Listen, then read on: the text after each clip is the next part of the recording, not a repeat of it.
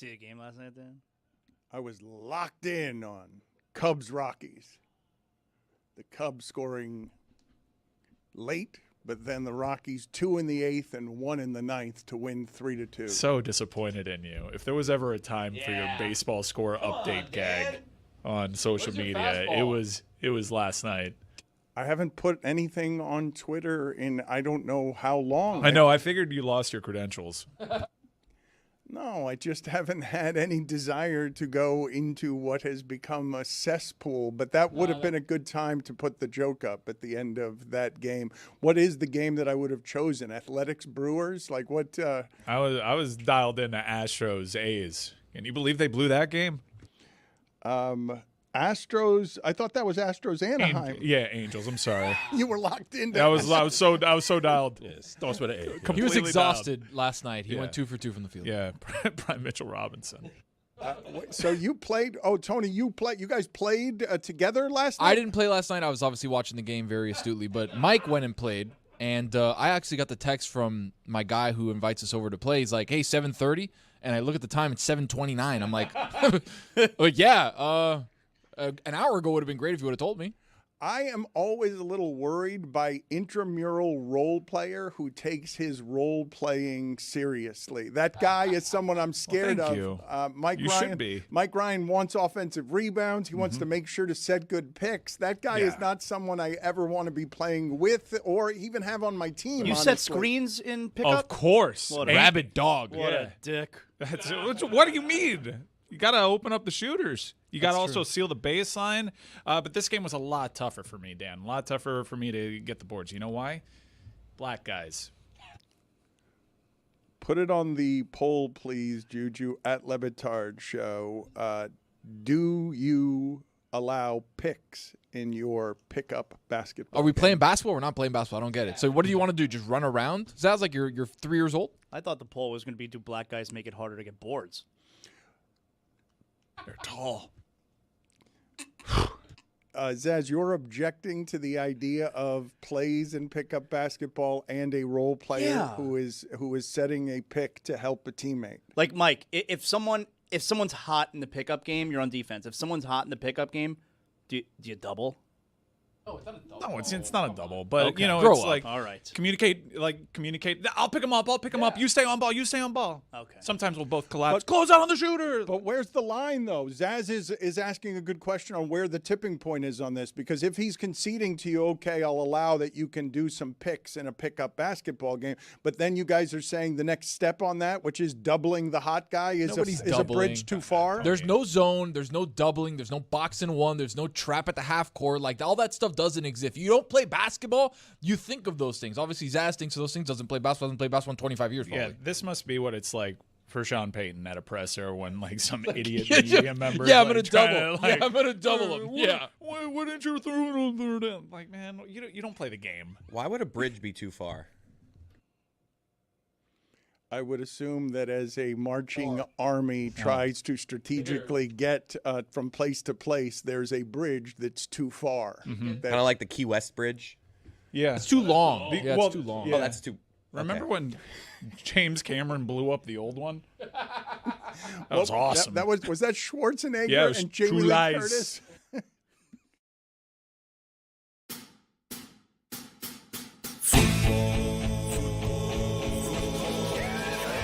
Ball is back, Jack. The beautiful game is on a roll.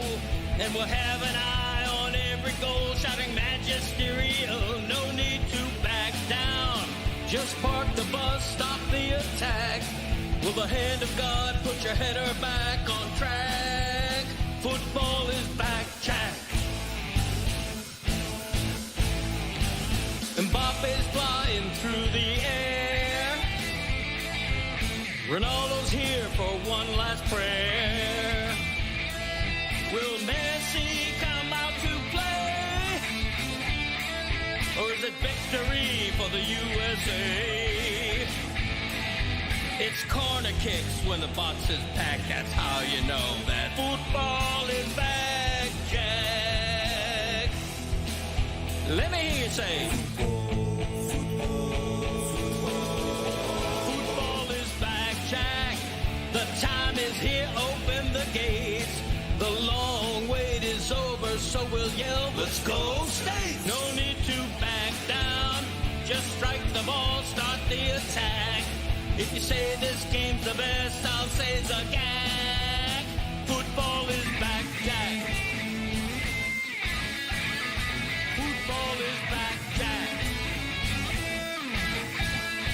Football is back.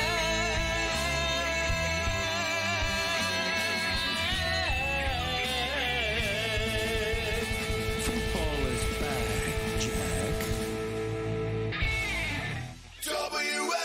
WFAT. Holy shit, what a comeback. The San Francisco Giants are down 8, headed into the bottom of the 8th. And they win the game with 5 in the 8th and 5 in the 9th. Wow is correct, Roy. And if your microphone is on, the audience would have heard it. Wow. Now it heard it too long and too loud because you've got the audio levels wrong. Wow. A wow too far. In the last half of the 9th, Zaz, 2 Nationals pitchers threw 21 pitches and allowed 5 runs, 4 hits, and a walk, and got no outs. That's where you get screwed by the 3-batter rule.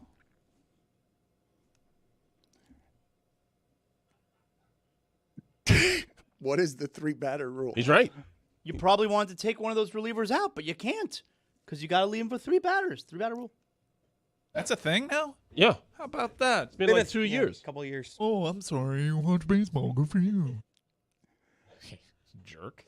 Mike Wilbon Sorry. was just on television saying, and this is a lot of experience that man has, Mike Wilbon is saying that that's the most shocking result that he's ever seen covering basketball.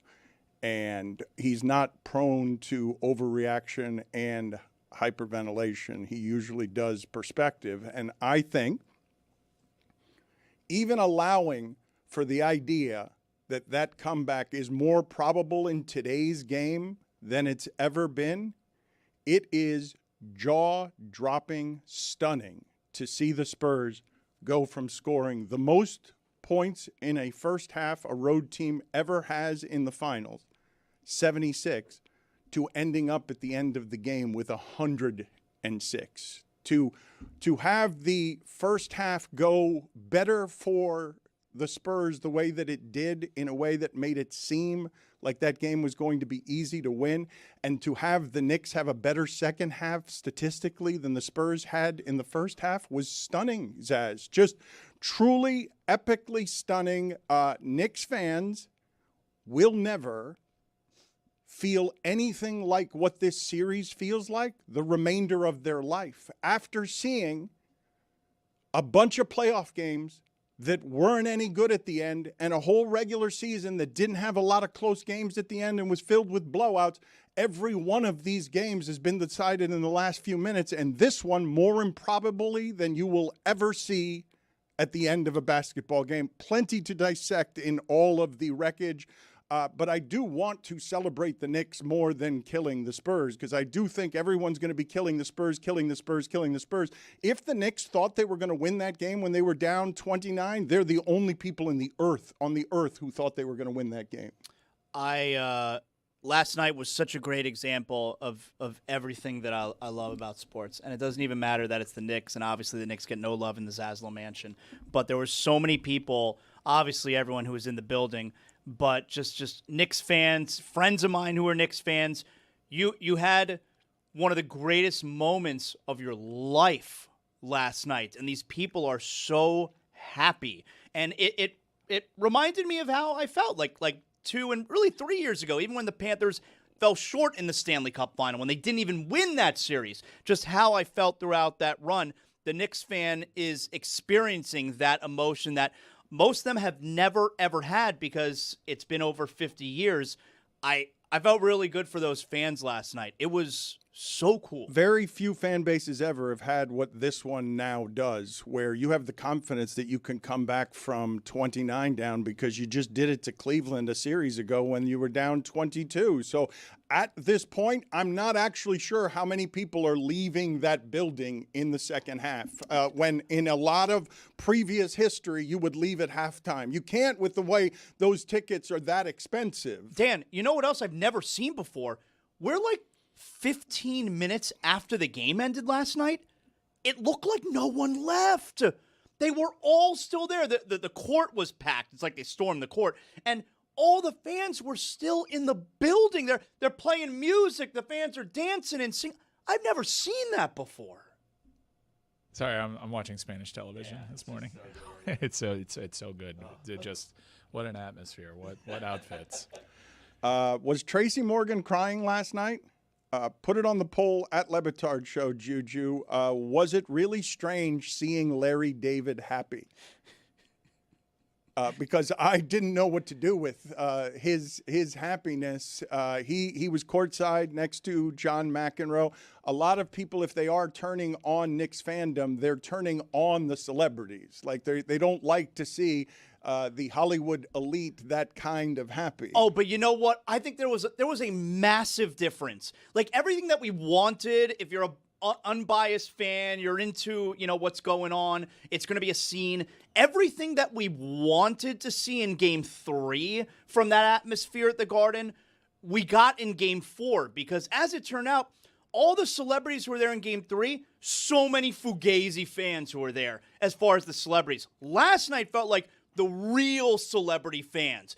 Larry David and McEnroe and Mariska Hargitay and Tracy Morgan and the Chalamet and Stiller. Seinfeld. It felt like those were the real celebrity fans. It felt totally organic and real last night.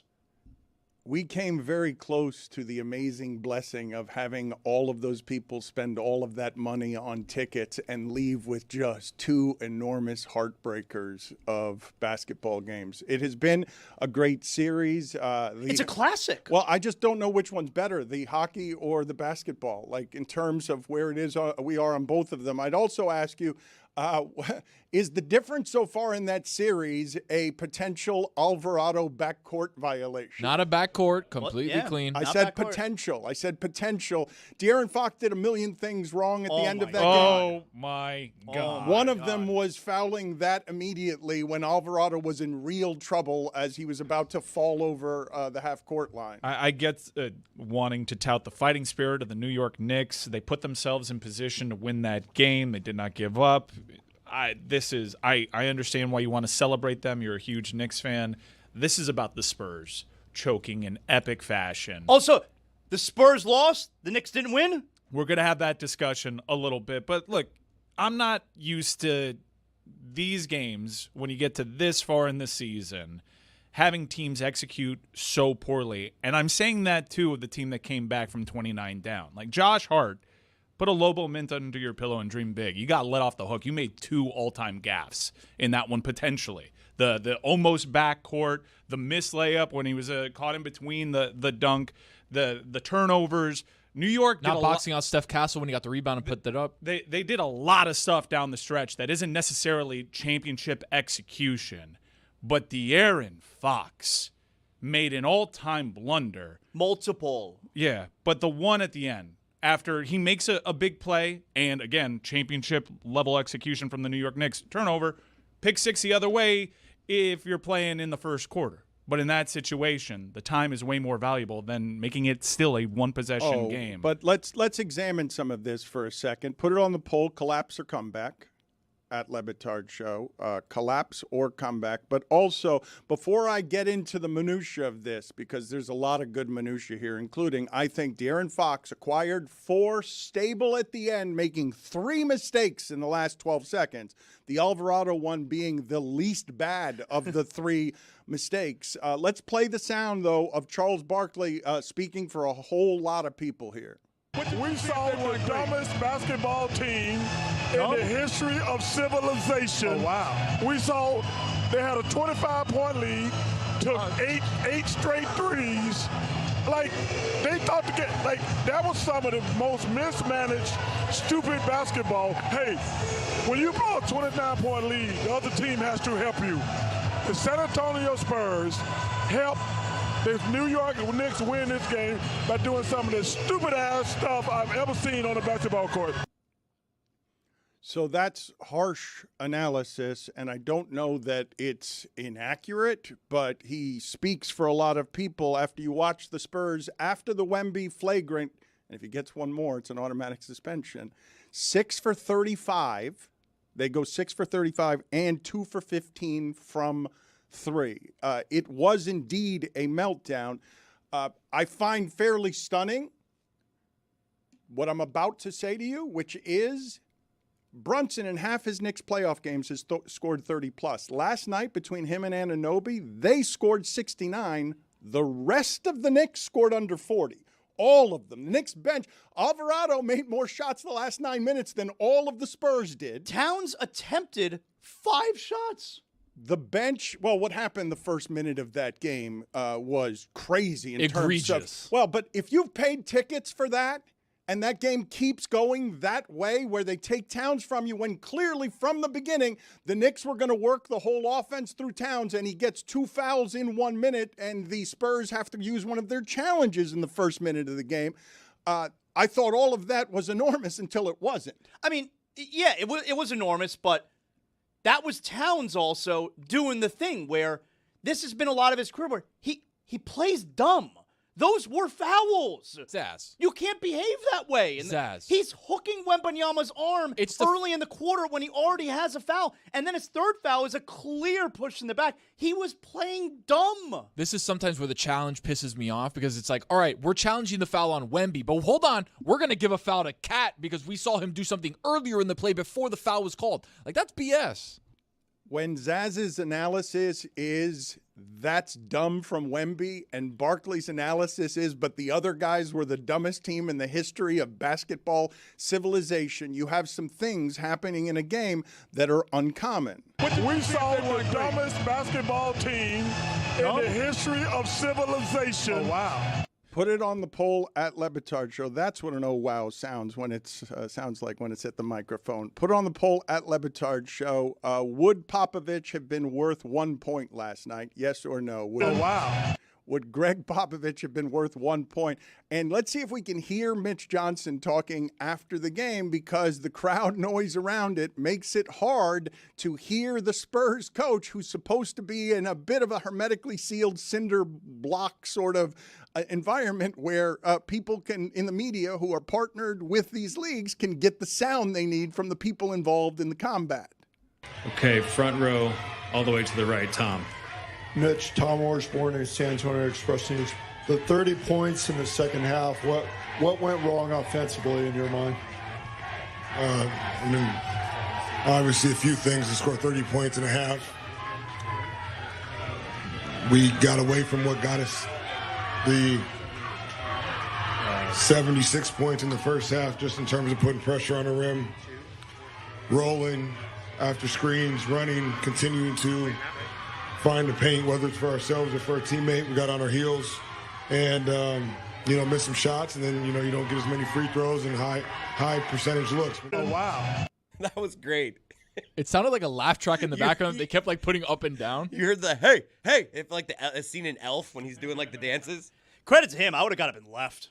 Are you guys sure, though, that sounded all happy to you? Because I think in another context, this might be in the realm of what it is Jets fans were doing to Tim Tebow, where, to me, the way it sounds like, it could sound like Mitch Johnson has just descended into hell, and that's the sound that you hear in hell. Tebow, save us! Either New York fans happy is the sound you hear in hell, or New York fans sounding happy is hell for everybody, and so I'm interpreting it that way, because a lot of people will tell you these are the worst fans in the world. Not a good series for Mitch Johnson. Not a good series. Really? And the final 2 plays of the game, I think, kind of encapsulate Mitch Johnson in this series so far, where the final play that Anunoby gets the tip, Mitch Johnson decides we're not going to guard the inbounds pass. We're not going to guard the inbounds pass, and it allows Anunoby to essentially have a free run to the basket where De'Aaron Fox went 3 for 3 in those final possessions there, where he also then he decides to stand around and not even block out Anunoby. But Mitch Johnson chose not to guard the inbounds pass, and the inbounder got the winning basket. And then the very next play, Mike Brown says, we're going to guard the inbounds pass. And the play that they drew up was perfect. Dylan Harper, I think it was Harper. Castle was going to have a wide open layup on the last play of the game, and Harper's pass got deflected by the inbounds defender, Karl Anthony Towns. Even at the littlest, smallest leagues and levels, they always tell you the inbounder's one of the most dangerous guys in the court because you turn your back and he's at the hoop scoring a layup, getting an open shot, and he had a 45-foot runway to just fly like he looked like Superman. He looked like Michael Jordan in Space Jam. All of a sudden, his arm kept going up. Bad series for me. And then to have the touch of just like touching the ball and it going in. Okay, so you guys say bad series for Mitch Johnson, and I continue to tell you guys that sometimes the coach is the guy on the sideline is the one that we're going to concentrate on, but the execution is what ends up mattering. So a couple of games ago, I was telling you that Mike Brown got exactly the matchup he wanted, and Mitch Johnson got exactly the one he didn't want when it's De'Aaron Fox against Anunoby. You've got your weakest offensive player who's on the court kind of hurt going up against their best defensive player. And by the way, Anunoby has been exceptional for them for years now. There was a time that this organization was thinking, should we go Hartenstein or should we go Anunoby on who we're resigning here? And they let Hartenstein go, and they made sure that Anunoby was locked up. And that guy for them this season has been an all-star and keeps putting up these 30-point games where I didn't think that was something. Efficient 30-point games is not something that I was going to see consistently from Anunoby early in his career. Not only consistent and most efficient, it's the most efficient game in a finals game ever, I think. He shot 58 from the floor, 56 from 3, and 92 from the free throw line. It's like one of the most incredible games. One of his missed shots is the one at the end of the quarter that he lobbed 3/4 of the court that hit the front of the rim. Like that, it's lunacy the way that guy's accuracy from distance. I do not consider him a great three-point shooter. He's fine, but I don't consider him a great three-point shooter. I'm going to say again what the Knicks got from their bench last night. Other than Alvarado, it was 2 baskets. 2. Alvarado ends up scoring more in the last 9 minutes than the Spurs did because of how epic the collapse was. But let's play the sound, please, because I want to compare these sounds. It's a happier New York feeling around Mitch Johnson. But let's go back to halftime of the butt fumble game where the Jets are running back into the locker room, and what you hear around the tunnel is this. This has not been altered in any way.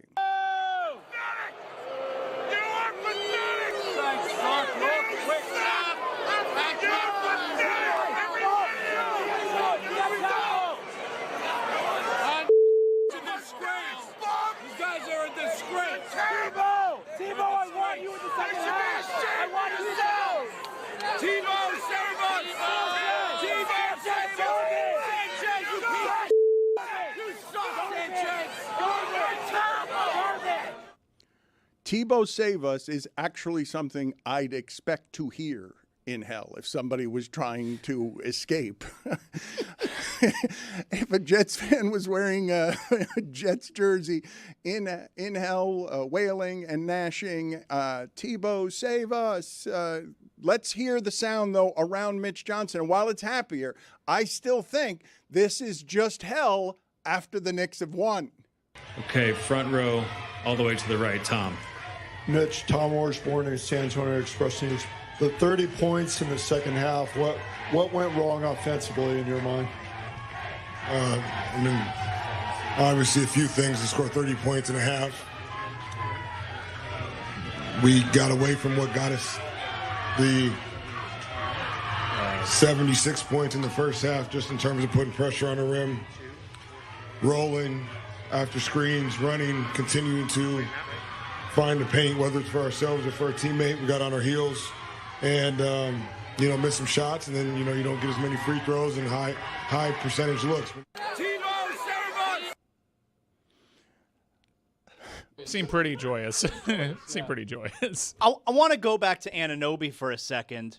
And if if we could hear OG Anunoby after the game when he's asked about, the final play and how he feels, going into the next game.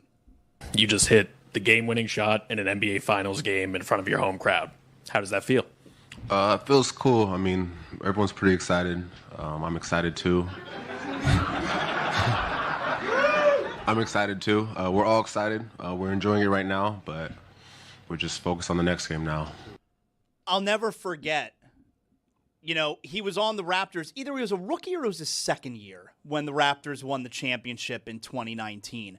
And there was one game where he hit a monster three late in the game, which won the Raptors that game. And someone asked him, how do you stay so calm and cool there? And he was just like, that's my job.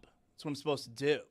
And that's how he is every game. He's cool. He's stoic. Yeah. Brunson has some of this. I will say, again, I noticed this again last night. I don't know if anyone cares. So often we are discussing and dissecting under a microscope some of the minutia here around these teams.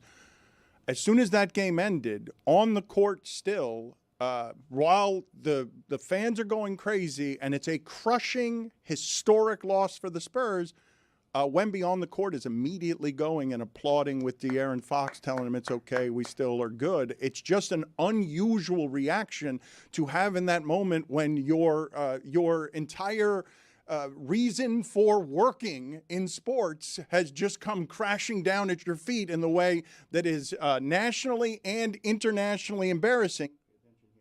And it makes Charles Barkley say this after the game, echoing afterward. We saw the dumbest basketball team in the history of civilization. Oh, wow.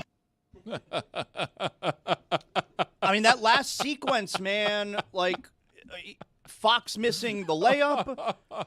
Wemby missing the 2 free throws with a minute 47 left was ecstasy. What do you think he was doing with his head? Was he saying, settle down, or was he doing, I'm in your head? Oh, he was absolutely doing I'm in your head. Yeah, and then he missed 2 free throws? I felt like Dylan Brooks on the sidelines. I was just watching tough.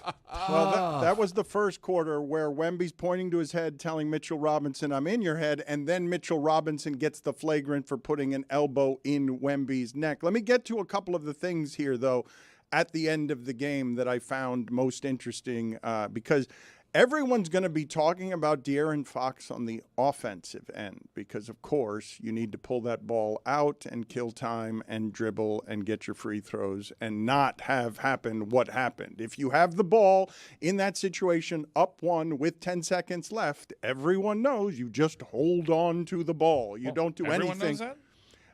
Well, De'Aaron Fox, even after the game, didn't think he had done something wrong, but I want to go to one of the other mistakes because I don't know if people sort of were paying attention to this part. As good as Brunson was in that game, and that was his best game of the series, he had, at the end, one shot where he just hits the backboard, where he's driving and he just hits the backboard. Clock was running down, yeah. The clock was running down, and there was another, the other shot he took.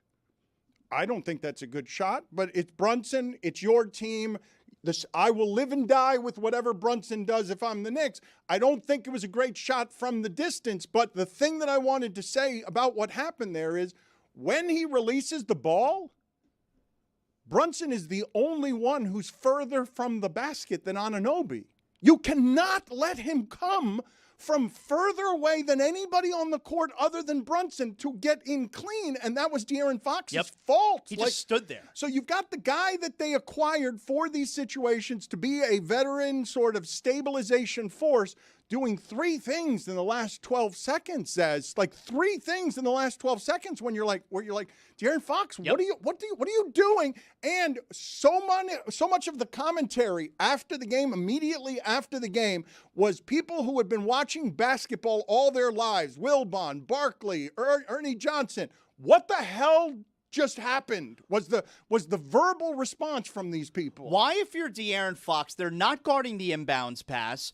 And so, okay, it's because you want to deny the inbounds. You want to, try and keep the ball from actually being inbounded to Jalen Brunson. But once the ball is inbounded to Jalen Brunson, why are you helping Wemby defensively? Especially when you left so much time on the clock. But I'll tell you, that shot, I know you're saying you don't like that shot by Brunson there.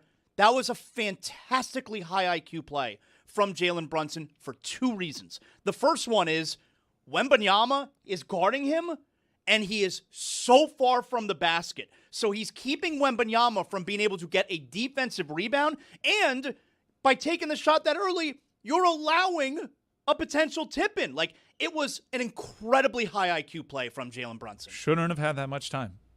And it's on De'Aaron Fox. And Dan said, like, everyone in basketball knows what to do in that situation. Not if you were watching the broadcast. The broadcast didn't mention what a gaffe that was. That is an all-time sports blunder. And if you were watching the broadcast, you would never know it. It was a huge botch by that team. It wasn't great, but you're talking about 3 seconds, 4 seconds? Yes, and that's the game. That's the game. Because Brunson got the shot off with 6 seconds left. That ball went in at 1 But you don't get the tip-in. That ball went in under 2 seconds. That game is over. Remember, that game is over. That block, and maybe he makes both free throws, and it's a 3-point game. Okay, but here's the thing. You're talking about an amount of time that is not super significant, because when that ball gets brought up the other way, Alvarado has to go, almost have a backcourt, and then he fouls him, right? Like, there's a span of time, there are 4 or 5 seconds He's that wouldn't have happened. tight-roping the middle of the court, and Fox doesn't even bother to try and trap. It's like, here, let me take the foul. It was you had one player in the Knicks that was playing with a high IQ, and you had the other player with the Spurs, both of them veterans, who were playing very low IQ. We saw the dumbest basketball team in the history of civilization. Oh, wow. Think about one of the things that we're talking about here, because I do want to examine what Zaslow is saying there about Brunson's high IQ play, because I will live and die with whatever it is Brunson's doing, but that shot from that distance is not a great shot. He wouldn't have taken it if Wembanyama wasn't guarding him, I don't believe. Okay. You have him so far from the hoop. But one of the things that was happening at the end of the game is the acquisitions that these teams made for this situation were on display, where it's De'Aaron Fox against Alvarado. They traded for Alvarado during the season. Alvarado was being trusted there because Shamet has gone cold and is still getting some of the minutes, but they're trusting Alvarado in that situation. And so you've got a situation with 5 seconds left in a game, Zaz, where it's not Brunson with the ball. It's not Towns with the ball. It's at half court somebody who doesn't have a lot of experience in the finals falling over the line with De'Aaron Fox guarding him. And I just want to go through with you guys some of the numbers here, even though I know that numbers talk is usually something that people tune out on, because I just think some of the numbers here are super interesting. So teams down 20-plus points the last 2 years in the postseason. The Knicks are 5-3 the last 2 years in that spot. The rest of the league is 4-71. Oh, wow. And the half, at the half, the Knicks had made 15 shots and the Spurs had made 14 threes. Oh, wow. So you had the Spurs basically starting as hot as is possible for a team. And then there's this stat. Before last night, when teams are down 20 plus in the fourth quarter, they were 4-750. Oh, wow. So this goes in the all-time bucket where you have some all-time things. And Mike's right when he says, and I'm curious because the announcers can always make this stuff worse. And I don't think De'Aaron Fox's move is going to be considered an all-time blunder because the announcing team didn't react to it as if it was an all-time blunder. Usually the audience needs a little bit of permission to rally in mass, and the announcers will help you with that. That was not the case last night, and I thought it was weird that they were a bit muted about all of that. Did they get swept away in the emotion of that building? I think so. Did they not realize that De'Aaron Fox was in a rush to make it still a one-possession game? What was your reaction? Granted, that place seemed nuts. It seemed like an insane asylum. I get not being like fully clear. But in my house, I was by myself screaming, "What are you doing?" I don't know if you guys reacted the exact same way. It felt dumb from the jump, run to the corner. My reaction, that's it. My reaction was that as soon as he's on the fast break on the left part of the lane, I expected him to go toward the basket and then veer off into the corner and loop back around like every other NBA player in that situation knows to do, because you don't risk losing the ball. And specifically, right, this part is all like, okay, maybe if it's Brunson, but not if it's that guy. Like, Anunoby is their best defender. Like, that guy's locked down, and that's not the guy I'm going after. I actually didn't say anything while it was unfolding because my wife was sleeping right next to me, and I'm watching the tablet. It's on my stomach. I didn't want to wake her. So you're kind of like a mime. You're like, yeah. And my son, my 14-year-old son, watching in his bedroom down the hall, he's screaming, as the ball is into the background. I'm trying to be really. Why aren't you watching it like with him? Why are you in bed watching it on mute? You know what happened? I had a very big day yesterday. I had a great day. I had a very emotionally draining day yesterday. Dan, I saw He-Man. Oh, wow. So by the time the game's on, I'm emotionally drained, okay?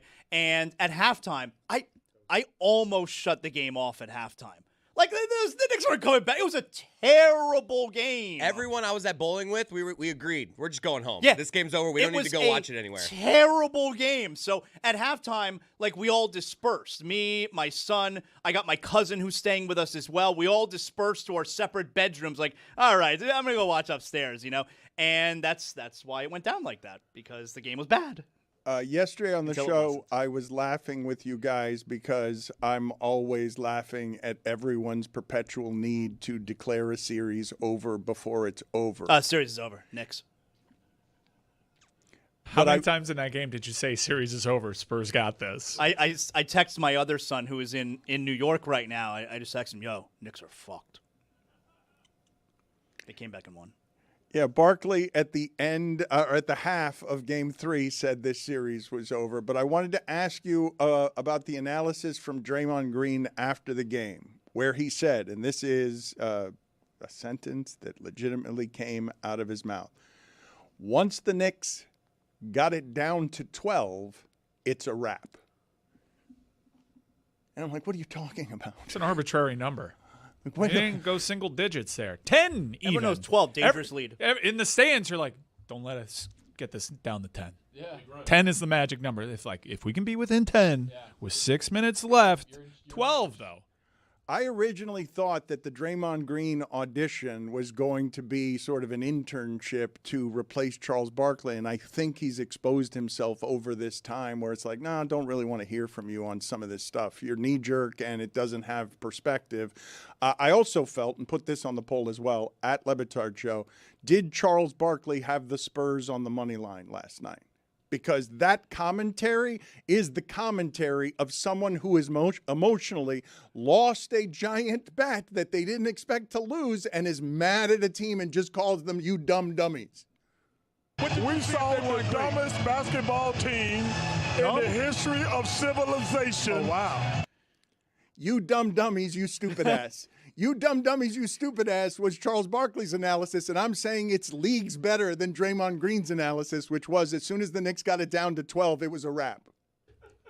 Don't want to be a hipster about these things. Swept away in it. It's a 90s-ass series. I like it. I'm just really thrown by the lack of execution from both teams in an NBA Finals. Like we went from Spo and Pop to Mike Brown and Mitch Johnson and people not knowing basic basketball 101 level execution. It's no wonder that these teams winning these titles just go fade into the background now, because I look at that like Wemby's going to be in the conversation as long as he's tall and healthy. But New York, you better win this. He'll probably stay tall, right? Yeah, probably. But I don't know if these teams have staying power. I don't know if anybody has staying power. These teams aren't out executing anybody else. They're getting hot at the right time. It's just weird to see basketball played kind of this dumb, as Charles Barkley described it, in the NBA Finals. We saw the dumbest basketball team in the history of civilization. Oh, wow. This part has been great, though.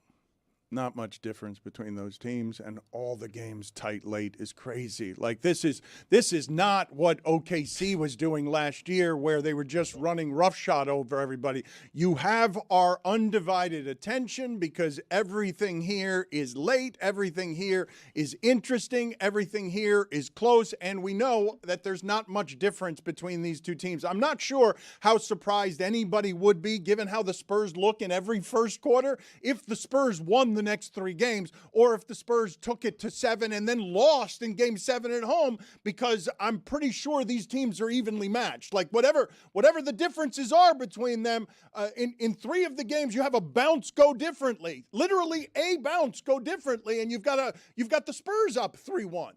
I'm off the pulpit though. Happy June. This is unreal. Every night there's a banger. NHL, NBA. Oh, for good measure, we're throwing in the best sporting international competition in our nation. We're just going to drop that in the middle of this. And also the Heat might get Giannis. Tony, you know about that Stanley Cup final tonight? Nah, what's going on? Oh, it's a good series. You trying to tell me that that's better than what's happening in the NBA Finals? You're crazy. You're a nuts man. We're going to talk about the World Cup and Giannis, but when Mike says something being dropped in, I don't know if you guys saw this dropped in after the last 20-plus years of basketball. Middle of the finals, middle of the epic everything, LeBron's on his podcast saying, well, I don't take a backseat to anyone in the GOAT conversation. Like, don't forget, hey, you guys don't forget, I've been here for 20 years. I used to play in these games. We saw the dumbest basketball team in the history of civilization. Oh, wow. Coming up on Mystery Crate today, we are tiering Steven Spielberg movies. We are all getting assigned a World Cup team to do book report on. Do we have to do the book report? I don't think so. I thought we were just going to watch the team. How about we just do like one fun fact?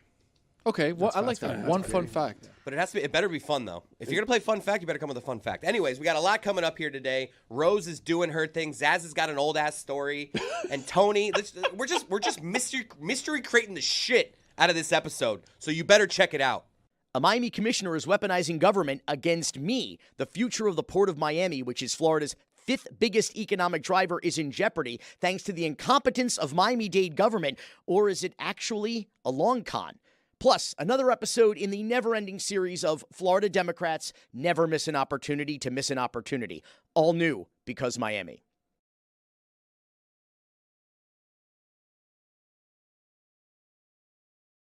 Revealed this to me, and Roy, I don't know the context of what it is that you guys were talking about that revealed this about Chris Cody. Yeah, Chris asked me what the sound from the first down for the Dolphins games were, and I said it's just a noise I've made throughout my entire life. It's just like I just did it, hoo-wah! Yeah, and to me, that's another Miami Dolphins first down. Well, let's find out. Hoo-wah! Let's find out if your dad knows, because he's not a real moviegoer. Instead of impersonating the sound, do you have the actual sound? Greg Cody, do you know who's making this sound? Hoo-wah! I do. Clark Gable. Come on. It's the famous actor. Rock Hudson. Oh, this is great. He doesn't know it. No, it's the famous actor. And I got to pin his name down because I don't think you should be able to say this immediately. I don't think it's Robert De Niro. No. But I think it's in the neighborhood. In the neighborhood. Give me a second. Hoo-ah. Robert De Niro. Humphrey Al Pacino. Hey, there you go. If someone said that in his headphones, you're fired. Now, No, what movie? nobody said what that. Movie? It's APEC. What movie? Streetcar Named Desire. You ain't you. No. You're not man enough to know the truth. Something like that. No. That's a few good men, and that's a few good men. Good answer.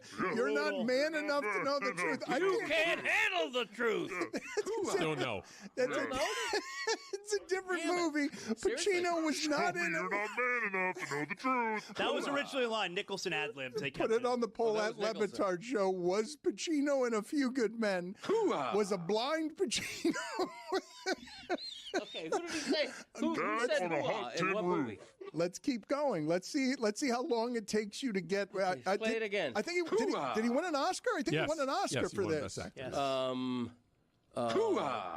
Bull Durham. No.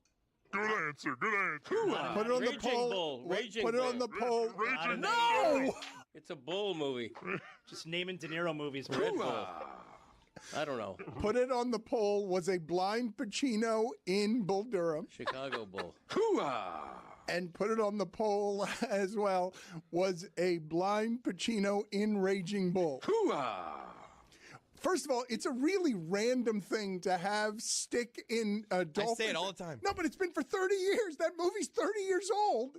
I don't want to tell him what the movie is. Keep guessing, Greg. Keep trying to guess what the Al Pacino movie. How many Oscars has Pacino won? Because he A Few Good Men.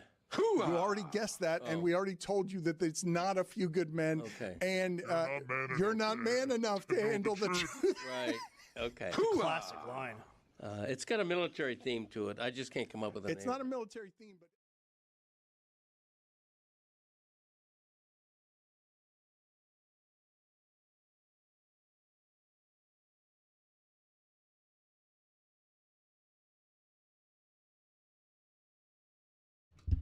This episode of the Dan Le Batard Show is presented by DraftKings.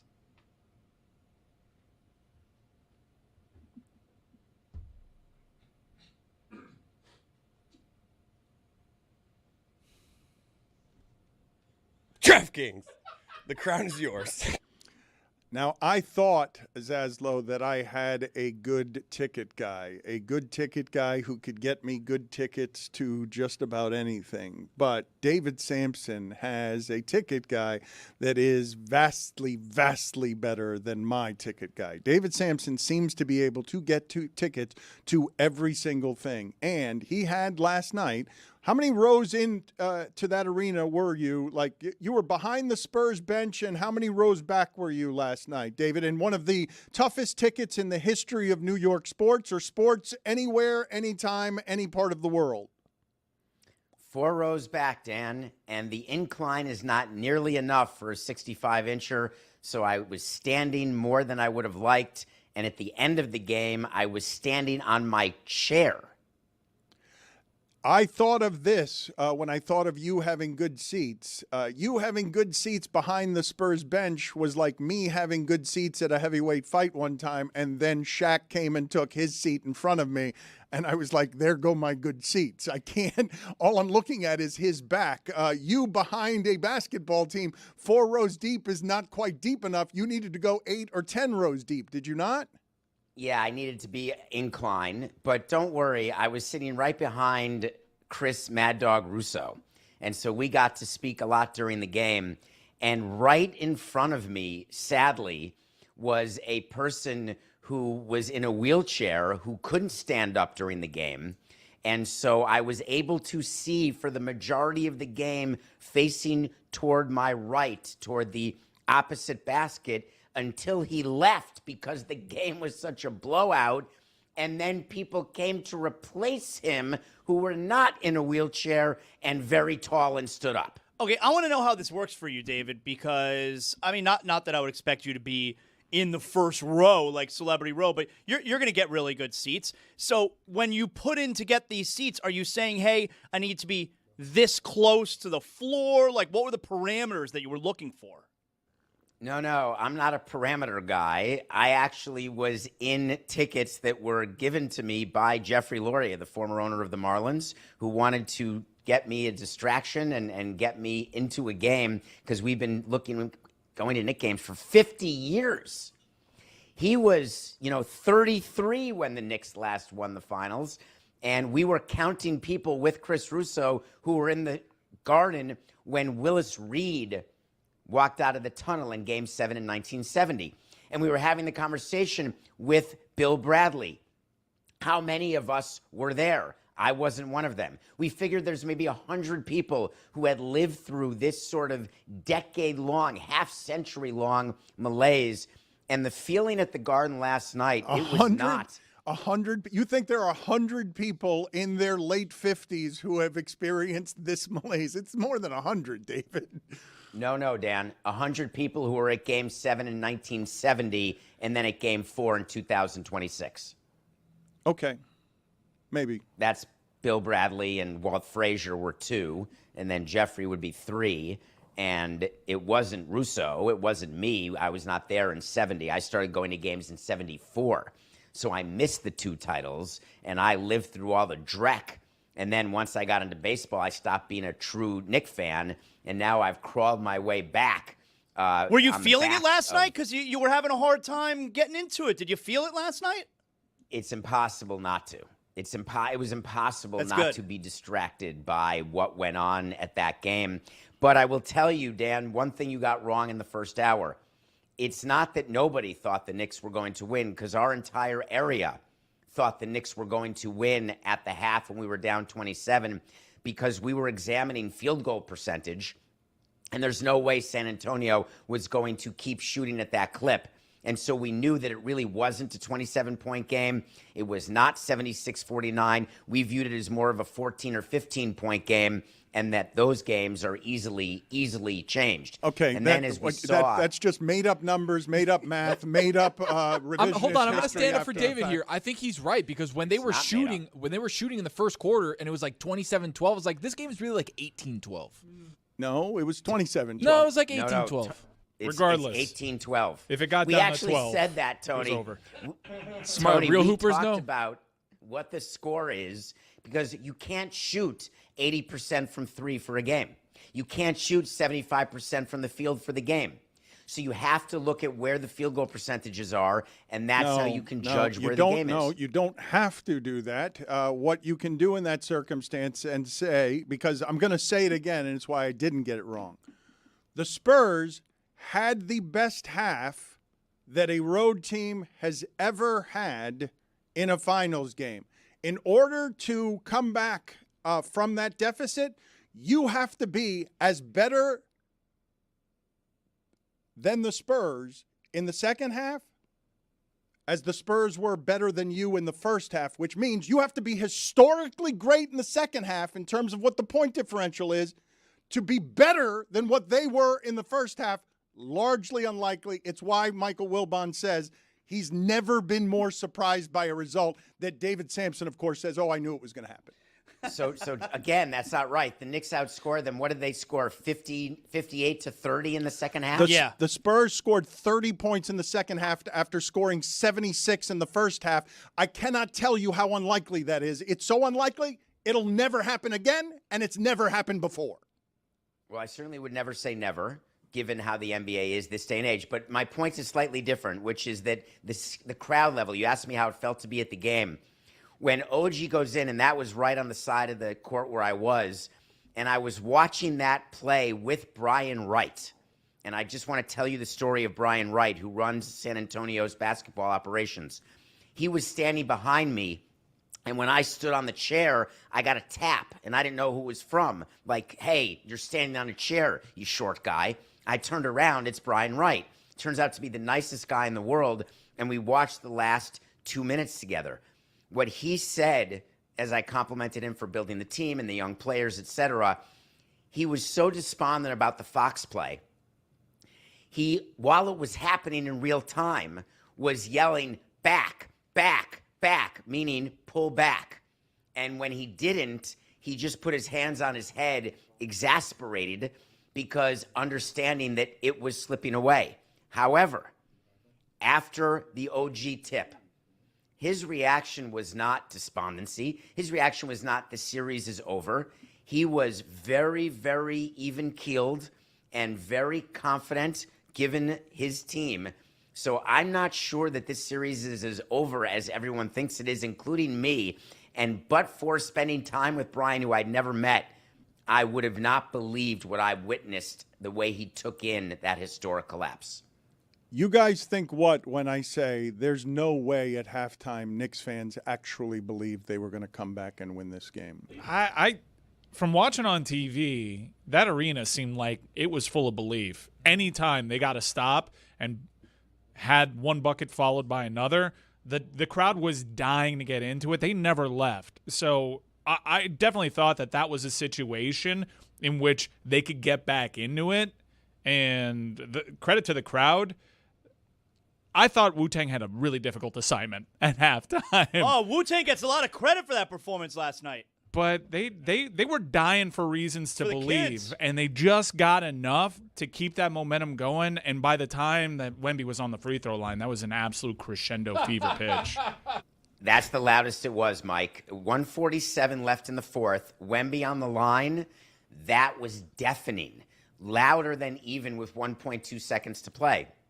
And the thing about fans and what we were thinking at halftime, our whole section, we were not despondent. We were sort of shocked, like, we can't see that again. The Spurs can't keep doing that again. It's going to be okay if we can get it within 20. Let's start with that. And then when it was 90-75 at the end of 3. Well, when you get it to 12, it's a wrap. It's a wrap when you get it to 12. It's great. Even at 15, though, at 90-75 going into 12. the fourth. What? 12.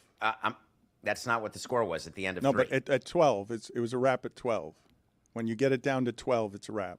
Everyone knows that. Everyone knows I don't know what you are saying. I don't know what a wrap at 12 means. I don't wrap 12. I'm telling you that I wrap 6, and really not since my third child.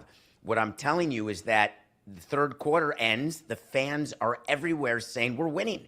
It's like, we've got this. It was insane. And I was watching the Spurs bench, and I feel like they knew it too. It was like they were recognizing the momentum of the game and the collapse, which is why their shot selection was so mediocre. Every time they chucked a 3, the way Barkley described it with their 8 straight threes, and we couldn't believe the lack of plays that were being called or executed. And the Knicks would get a rebound. And I loved Mike Brown's rotations, which were out of the ordinary last night's game, letting Alvarado play instead of Bridges in crunch time at the end. He adjusted very well to what was happening at that time. And I can't believe what we saw. Meanwhile, after the game was a total nightmare, the egress of the ballpark. But the game itself, I will never forget. Was there violence? Like, was it messy outside the arena? I was scared. I was walking with an 86-year-old, and they funneled us through. We left the Garden, the 7th Avenue exit, east of the Garden. You couldn't leave. You had to walk south on 7th Avenue down to 28th Street.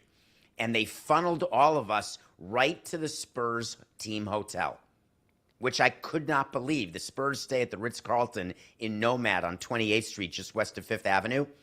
And the crowd got funneled to the front door of their hotel. And there were tons of people around. You say everyone stayed in the arena. Well, the streets were packed with people who were coming out of bars, etc. And they were, let's just say, I was quite nervous. And there were plenty of cops. But I did think to myself, I would not want to be there if the Knicks win a championship. I just want to clarify what you have surmised for us here to make sure I have it accurate. After the game, you couldn't believe what had happened, but at halftime, you thought it was going to happen.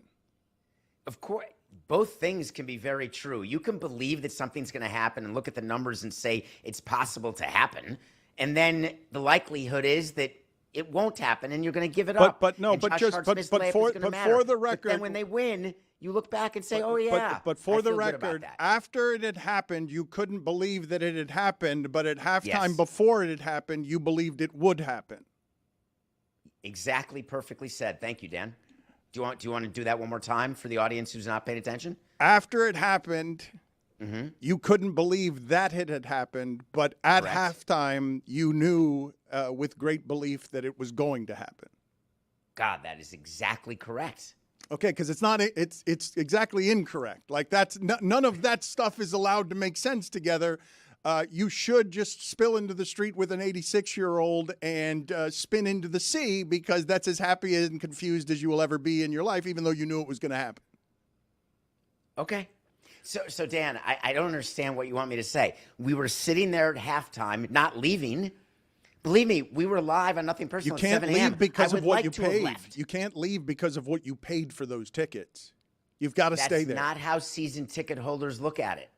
It's just not. I hear you. It's great narrative. But when you're sitting around season ticket holders who have devoted decades to the Knicks, it would not occur to you to leave down 29, having nothing to do with the price. It's because you so badly want to see what you believe could happen but normally doesn't. What's going on with Dolan and the NYPD and everything there? What are you reading about, and what's being reported in New York about this? Well, let me tell you what I experienced last night.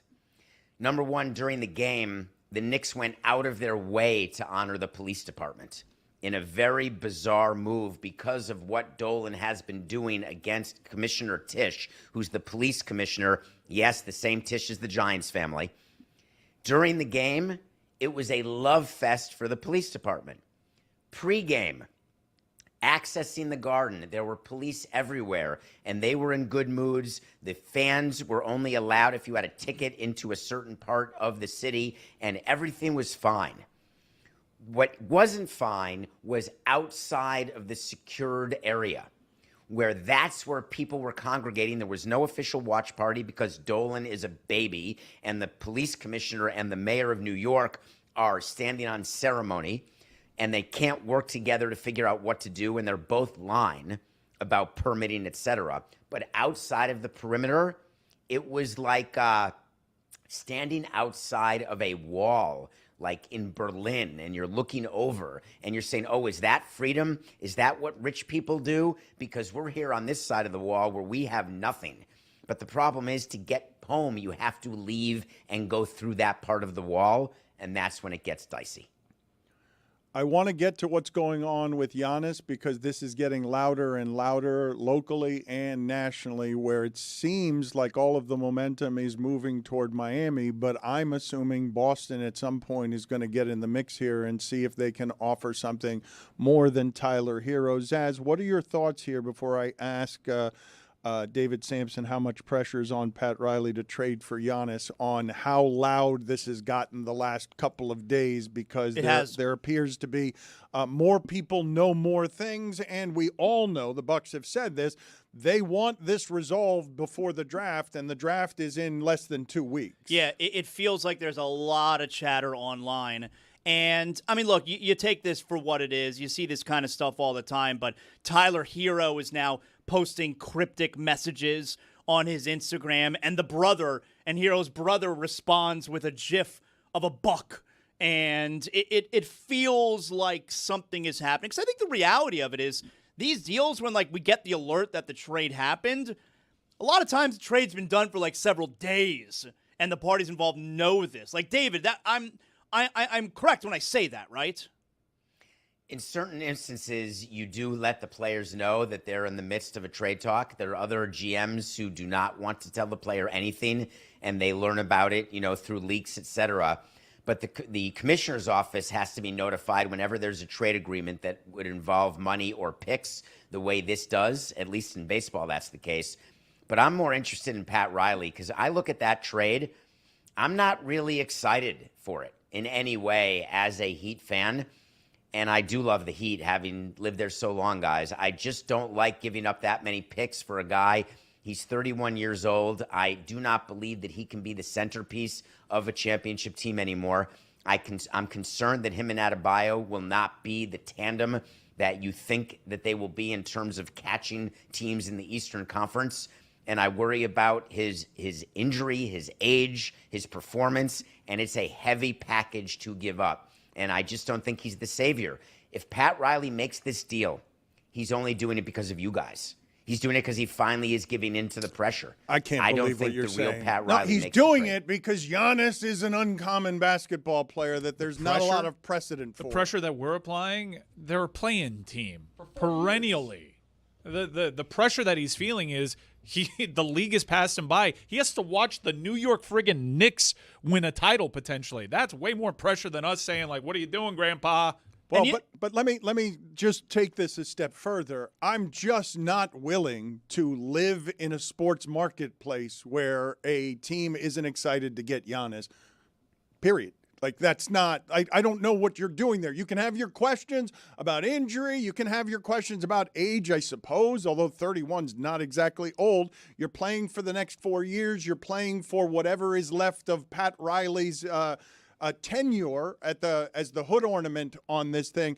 But David, not being excited about Giannis, any team in the sport has to be excited about Giannis. Like if the Celtics are willing to consider this, given what they've done the last couple of years, if any team in the sport needs to be excited about Giannis being added to their team. In what felt like a down year for Giannis this year, he averaged 28 points, 10 rebounds, 5.5 assists. Down year. Yeah, so those are great stats. But Giannis on Boston will have a bigger impact than Giannis on Miami. Giannis is not a number one piece anymore. It's a number one name. Don't get me wrong.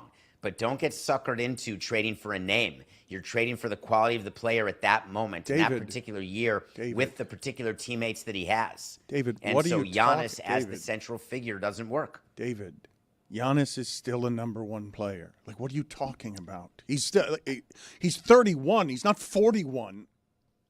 Yeah, the best part about these discussions, Dan, is that they can be remembered because the Heat will play their season, and then you'll know whether or not. Yes, but all they have to do is be better than they were in the last few years as a play-in team. It's not much of a that's all they have to do. That's not what front offices do, Dan. Oh, let's just be better than the mediocre that we were last year. No, you're trying to build to win a championship. You're not trading those picks, which are gold in basketball. You can only trade them once. You're not trading them to just be a little better than a play-in team. You want to win a championship. Well, but David, here's the thing. Here's why they're not gold, those picks to the Miami Heat, because the Heat are not one of those teams that is willing to tank and then they're super high picks. Those picks, for teams to do that, those are gold. The Heat refuse to do the tanking, so their picks are always 13, 14, 15, and that's not gold.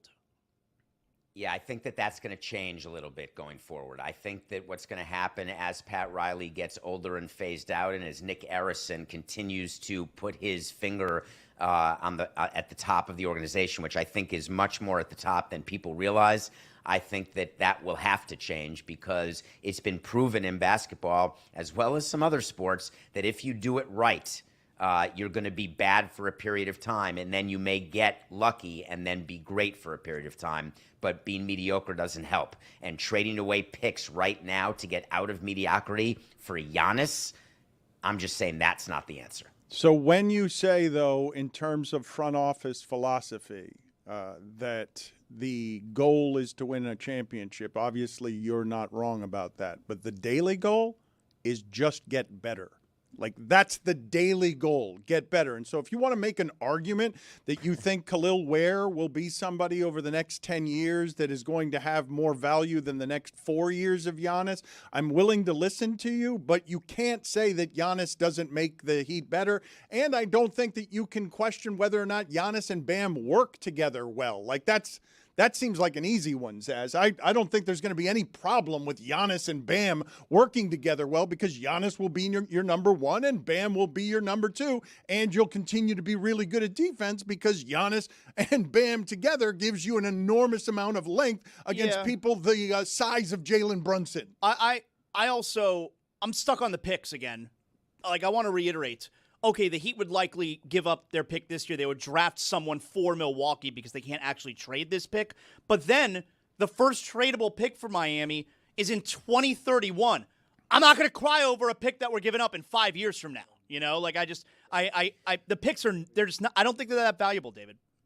Yeah, that's why you're not running the team. And I mean that with love, Zaz, because 31 is tomorrow. When you're operating a front office 5 years from now, I can't tell you how soon that is. Think about 2021. It's like, to me, it's like yesterday when you think about who's on your team and what that team is like. And so you do think about 5 years from now. And Dan, don't misquote me. Bam and Giannis, it's nice. That's a nice 1-2. But are you saying that's a championship 1-2? My answer to that I'm saying that no. it gives you a better chance the next 3 years than the one you presently have with what your roster is, even if allowing for the improvement of Jovic and Jaime Jaquez and Ware and all their young players. The reason you develop those young players is not so they play for you. The reason that you develop those young players is so that you have the assets to go get the player who's better than they are. Yeah, if you're trying to lose 20 pounds, I don't really celebrate when you lose 3. So I understand why you would have that intermediate view. That's the first step. I take offense to that. Yeah, what's the best way to eat an elephant? One bite at a time, Mike. That's right, David Sampson, former team president of the Miami Marlins. One bite. Why are we eating elephants? I don't think we are eating elephants. I think it's a crime to eat elephants. You see how far the Heat are in this whole arms race? That's eating an elephant. I don't know what love you're that, doing there, Mike. Samson. I really don't know what you're doing. You're muting enthusiasm for a star player when I get what he is saying. He's Dan. making sense. I'm kind of like somewhere in the middle. Yeah, once the Heat got the pick that they did, I'm all in on we got to improve this. This is a franchise that has been without a bona fide superstar in quite some time. Proof of concept for this franchise means we kind of need that superstar to get to the very highest level. Giannis improves it, and it gives you a great base to build and add on to that. There are plenty of questions about Giannis. I'm afraid of it. Yeah, 31's not old biologically speaking, but for a dude that is so huge, that has limits to his game, that is already injured, that is the number one player right now on a team that sucks, yeah, there are questions. But there is option for other people once Giannis gets in the building. They're talking about Bobby Portis at a mid-level exception as part of the trade. You're talking about Kawhi. Could he be out there in a trade? And then all of a sudden you start putting these pieces together. You got Kawhi, you got Giannis, you got Bobby Portis, you got Bam. Look at us taking bites out of an elephant. When Mike is saying, though, that there are questions, this kind of player throughout history is never available unless there are. Why would he be available unless there were a couple of questions? The Miami Heat is banking on the fact that it will be able to not only assemble around him, but rehab what would be as a talent, just strictly a talent, top 5 Heat player ever. And if you get a chance to get as a talent a top 5 Heat player ever with a roster that can't get into the playoffs, no matter what's on that roster, the fact that you can get it without trading Bam is damn near a miracle. Like, that you can get it without having It's a no-brainer. Like, it feels like you don't have to have a brain to do this. Well, top 5 player of the Heat. You mean in Giannis's prime? I'm saying now. I'm today? saying a skill level Today? player. The name on the back of the uniform. What I'm saying is the name on the back of the uniform. Look, David, don't make him 41. I understand the questions about whether or not his body's going to hold up. That is a risk everyone in the sport is breaking. He's not 41. Skill level. I'd put this right with or nearly above Wade on skill level, like right next to Wade on what you're talking Skill about. level. With, I'm not here for that. Talent, just talent. Athleticism, yes. Just talent. Zaz, any objection? Like, best skill levels in the history of the Miami Heat are. Look, the numbers that he put up this year in a down year, I don't think anyone in Heat history has put up those numbers. Skill's a crazy way to describe things. LeBron, Wade, Bosh. Yeah. Skill? Talent. More skill. Talent. Just talent. God-given gifts, different conversation. But guys, this is a crazy. top 5 Heat basketball player of all time the moment that he puts the uniform on for the first time. Shaq, Wade, LeBron. Yeah, top 5. Yeah. Okay. We're arguing back here Dan. about Bosh versus Giannis and Bosh was skilled. more Whatever, Giannis guys. is better. Fine, whatever. This is mud-worthy, Dan. We need to get in the mud here. I need to know, is it skill or is it talent? You're talking about athleticism? as a jump shooter? Yeah, Bosh is a better I want jump to shooter. be in the mud right now. Just Don't keep get me doing- out of the mud. We can all agree. The Dwayne Wade thing was crazy. And we never need to Dan's say kind of something right. like that. Nobody's 7 feet tall Dwayne and Wade's does a- the stuff that Giannis does. Dwayne Wade's the except for second Wemby. greatest shooting guard in the history of the NBA. I'm so muddy. I'll give you a third. He made the greatest sacrifice in the prime of his career in the name of the team. He could have gone to another team and had a different career and had more MVPs. They got to talk about James Harden being better than him because of the sacrifice that he made. No, I have Dwayne Kobe Wade's- ahead of him. Look at Chris. He's covered in mud. Covered in mud. I'm so muddy. This is what I'm saying. Perhaps I didn't use the right words. Sometimes the right words elude me. So perhaps skill level and talent isn't what I should have said. What I should have said, this is a top 5 of all time player who can dunk when he's standing on the free throw line. That he wins. Agreed. Bosh wishes. Wait. What, when he's standing still? Because Brent Berry was a member of the Miami Heat and famously won a slam dunk contest. Terrible trade for the That Heat. was Ike Austin. Yeah, let him for walk Brent in Berry. free agency. Terrible trade. Yeah, Brent Berry was bad. You but needed Ike Austin that year. Zaz, he Harold could Miner. dunk from the free throw line. Ooh, Harold Miner.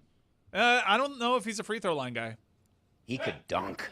Yes, he could. Let me try and phrase it another way because I'm bad with words. I'm going to try it another way. This is a top 5 Heat player of all time who, while standing on the free throw line, can just reach over and dunk without jumping or running. How about Kashad Johnson? Without jumping or running. He needs to jump and run. I already forgot his name. I had to ask Tony. Who's that guy that won it for us? Was that this Alonzo year? Mourning. I'm not going to do this with you guys anymore. I'm Zoe not over argue. Giannis is crazy. I'm not going. No, Giannis is more skilled than Zoe.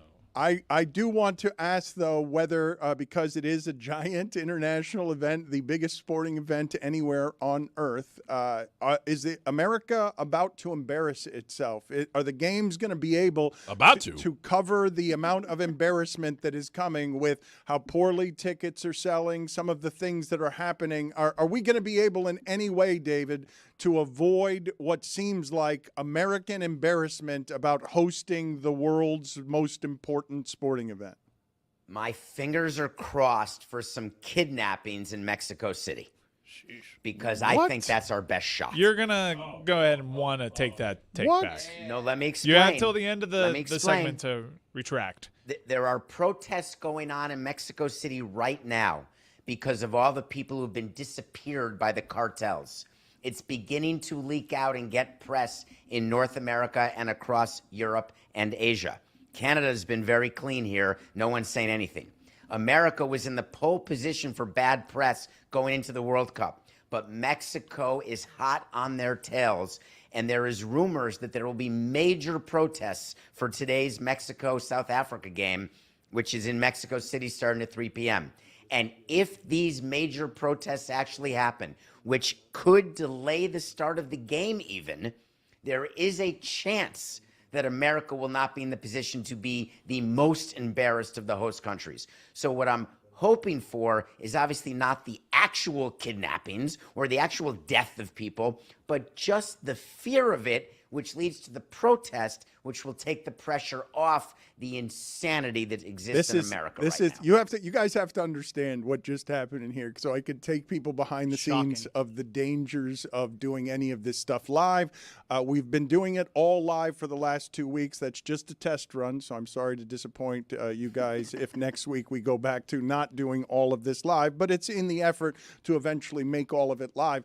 But as something was happening here, I'm whispering to Chris Cody, go into the other room and see if you can reappear covered in actual mud. And he starts to walk out, and I'm saying to him, yeah, be careful with where it is that we put the mud on your body and the makeup, and be careful about all over. As he's walking out to do this, I'm like, be careful about that, while David's saying, fingers crossed, I'm rooting for kidnappings in Mexico City, which is something I have never heard before. Put it on the poll at Le Batard Show. Have you ever crossed your fingers hoping that someone gets kidnapped? Because, David, I need you to retract that statement before the end of the segment. We've got a rule around here. You got to take something back. You offered context. I need you to just take back the statement.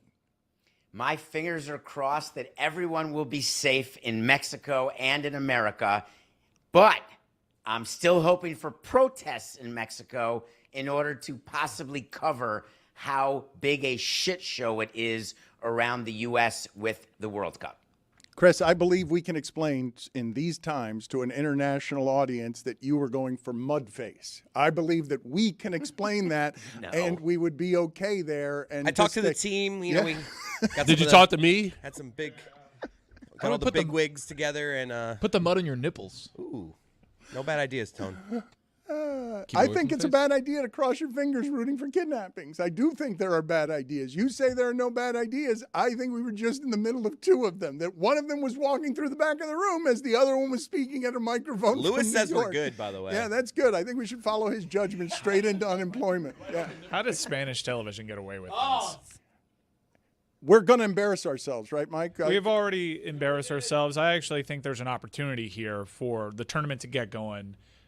Some of that stuff to quiet down, and then the matches speak for themselves. Usually the game, transcends that stuff. And look, this country, things weren't going great during the Winter Olympics either. In fact, politicians, controversial ones, made overtures to the team, and the team co-signed this administration in many ways that felt icky. And still, one beautiful Sunday morning, we were all screaming USA. So the best thing that could happen here is for the U.S. men's national team to surpass what are admittedly low expectations for this team, give a nation a reason to believe and feel good about this country. To be fair, anytime I watch Twitter, there's some European telling me America rocks. Yeah, I think it's a psyop. You could believe that, but everybody's saying, "Hey, you guys have ranch? Why don't we have this in Luxembourg?" And I'm like, ranch rocks. It's great to be reminded, being able to add cherry to any type of soda is incredible. You guys have ice? Yeah. Air conditioning? Yeah. No, there's a Chick-fil-A in the stadium. Yeah. No. Go to Chick-fil-A. You don't know what Chick-fil-A is? In the stadium. I meant frozen water. Yeah. Thank you Can for you that believe that, by the way, clarification, Mike? Mudface. That Chick-fil-A, when you have it in the stadium, they can't serve it on Sunday games? That just tells you the appetite for it when they have events like the World Cup and Atlanta United, college football, match days that don't land on Sundays. I just realized what you guys are watching on Spanish television. We're having fun. Spanish television is wonderfully stuck in the 1990s. They don't do exposed shoulders anymore here. There, I said it. Here, but there they still do. Well, that is here. They're here, though. Yeah. I love the World Cup.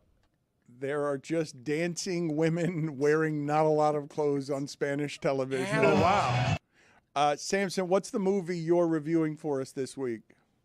Well, now it's just perfect segue. Michael Jackson, The Verdict. Netflix documentary. I forgot so much stuff that happened. I didn't watch the movie, Michael. Not yet. That's available. I'm talking about the documentary on Netflix, but we're close. And apparently, I had forgotten all about the suit and the child who he had been accused of molesting and how it all went down during that long trial. I didn't remember that it was over 30 days of testimony. I didn't remember Macaulay Culkin testifying at this trial. Did you remember him saying in an interview, Michael himself saying, "Yeah, I sleep with that boy. I share a bed with him," volunteering it during an interview? That was during a documentary by Martin Bashir, and that he's a big part of this documentary called Michael Jackson, The Verdict. It talks about the Martin Bashir documentary where he actually, no, still not that one, where he, for those of you listening, you're not seeing what I'm seeing, which is the video department trying to give you the thumbnail of the movie I'm talking about and not getting it right. But Martin Bashir did a documentary where Michael Jackson said, yeah, it's not sexual. I sleep with boys, and they're in my bed. And for those of you who think it's sexual, you're out of your mind. And what's amazing is the jury bought that. He got acquitted on these charges because there was not enough physical evidence, and him simply saying, I sleep with boys in bed, and the boys saying, yeah, but he's like my father. It's outstanding. I was yelling to the TV, but he's not your father. It's not acceptable. It's absurd. You should be in prison. Now, of course, it doesn't matter because he croaked, but I found it's just horrible. And then I was listening to Michael Jackson Thriller, feeling guilty. It's a good album. Yeah, there it is. Put it on the poll at Le Batard Show. Do you feel guilty when you're enjoying Michael Jackson's music? We will let David go. Nothing Personal is his podcast. He continues to do it exceptionally well, no matter what the difficulties are in his life. Happy for him today. He had a joyous moment of relief last night. First one in a long time. Thank you, David. Yes. Thank you. Bye-bye. Coming up on Mystery Crate today, we are tiering Steven Spielberg movies. We are all getting assigned a World Cup team to do book report on. Do we have to do the book report? I don't think so. I thought we were just going to watch the team. How about we just do like one fun fact? Okay, well, I like that. One fun fact. But it better be fun, though. If you're going to play fun fact, you better come with a fun fact. Anyways, we got a lot coming up here today. Rose is doing her thing. Zaz has got an old-ass story. And Tony, we're just mystery creating the shit out of this episode. So you better check it out.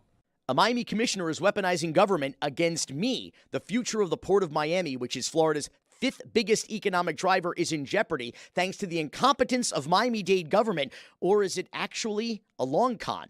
Plus, another episode in the never-ending series of Florida Democrats never miss an opportunity to miss an opportunity. All new because Miami.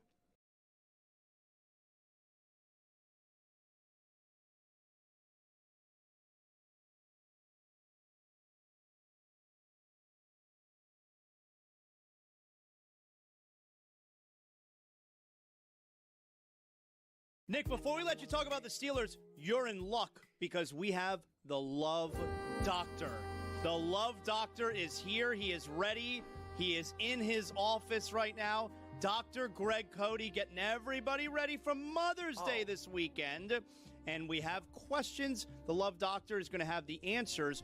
Who's up first? I know a lot of people are going to come to you and they're going to want to know, how do you keep it interesting? Me, I'm not interested in interesting. So how do you keep it predictable? How do you keep it ho-hum? How do you just let it just be? Was that Jason Tatum asking that question? Young lady, you are my kind of gal. That's my lane. That's my lane of romance. I invented predictable. Nobody has perfected the art of dull routine like yours truly. As a matter of fact, little inside information here, my wife and I schedule our naughty time months in advance, like doctor's appointments. Quite often, she'll have to cancel because she said something came up. Unfortunately, sometimes I'll have to cancel because something didn't come up. That kind of thing. It's good luck for us. Do we have another question for the Love Doctor here after such Can't great do advice? this with Chris listening. Oh, we're doing it, baby. What are you guys doing, man? Oh, you want question number 2? Yeah, let's go question number 2. Oh, yeah, Greg. Hey, man, I need your help, man. So I'm out of town for Mother's Day, trying to figure out what can I get my girl for Mother's Day in another city. Oh, wow. Buddy, I'm worried about this. Not one, but 2 of the Love Doctor's marriages began rending like cheap fabric when Greg was either out of town at a sporting event or away at a doctoral conference. And the exes were doing the clandestine bumpy bump behind my back. Jack, I suggest you get your girl what you'd never expect, a private eye to keep an eye on her randy ass. You know about that randy ass, Nick? I don't like this at all. Thank you, Love Doctor. Don't go anywhere. We may go back to you. Appreciate you. I don't like this at all. Somehow, the least embarrassing Cody on today's show. Wait till Nick finds out that Chris, with Greg sitting nearby, admitted about a half an hour ago that when he's having a hard time becoming aroused, he thinks of his wife's twin sister to get in the mood. It was a shocking revelation. That's what happened, Nick. Shocking. That happened. Yeah, he did. No, he did. Yeah, he did. Yeah, he did. He did. It was shocking. Unnecessary, also. I don't like. This isn't. Again, I might need a mean here. This isn't kayfabe. Kayfabe? Kayfabe. Which is it? I don't know. Kayfabe, Thank wrestling you. nerd here at your service. This isn't. Zaz could have helped Thanks, there. Mike Ryan. This isn't kayfabe. I don't like this at all. And I would appreciate if you guys turned the music off. This is not great. So the Steelers. Are you ready to do your catchphrases? I heard there's some controversy around the. It's the Greg Cody Show featuring Greg Cody. He is counting down his top 50.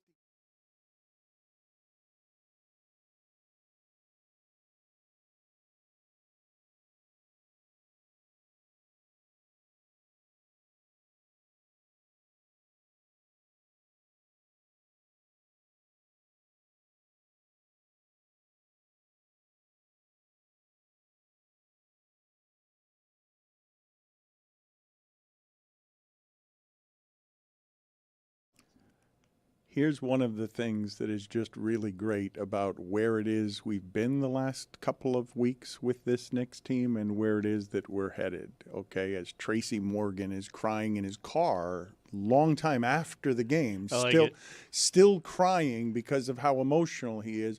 I can assemble the argument that last night is as good as New York has ever felt about a sports result, and yet they can still lose the series, giving us the joy of making that a totally forgotten thing because they lose the series after having the greatest feeling New York has almost ever had about basketball, because that felt like the winning of a championship last night because of what it is that happened in that game and because of how improbable it is and because you've now got a historic run by a historic team punctuated or close to punctuated in a historic way. No matter what happens the rest of this series, like the New York fan, they got the moment. You know, like even if they win Game 5 on the road and so you can't celebrate in front of your home crowd, you still got the moment last night. Like, it was like winning a championship, it felt like. But it's very similar to the Ray Allen shot in 2013. If the Heat don't win Game 7, no one gives a shit about the Ray Allen shot. And if the Knicks don't win this series, no one is ever going to care about the OG Derek Anunoby White, tip. right? Derek White scoring at the end of a Heat game to bring them back down from That was Game 6, yeah. from down 3-0 to 3-3. But who cares? Nobody remembers because the Heat won the series. Let's put up the video. You did just remember it. To just remind you that everyone forgot it. I did just remember it, but only because I was reminding I wasn't everyone thinking that of they it. I never forgot it, pal. You all forgot about it, and then I reminded you about it. No, chill went down my spine. Never forgot about it. When I reminded you about it, because you had forgotten. Tippin went in. I shit all over the floor. You had finally put that smell away, though. Like that, the lingering scent of that shit on the floor had been put away, and I just brought it back. That was tough. Iman Shumpert was at the arena last night, and he's at the arena last night wearing his own Knicks jersey. So the first question I want to put up at Le Batard Show, when you think of Iman Shumpert, Knicks jersey or Cavs jersey? Cavs.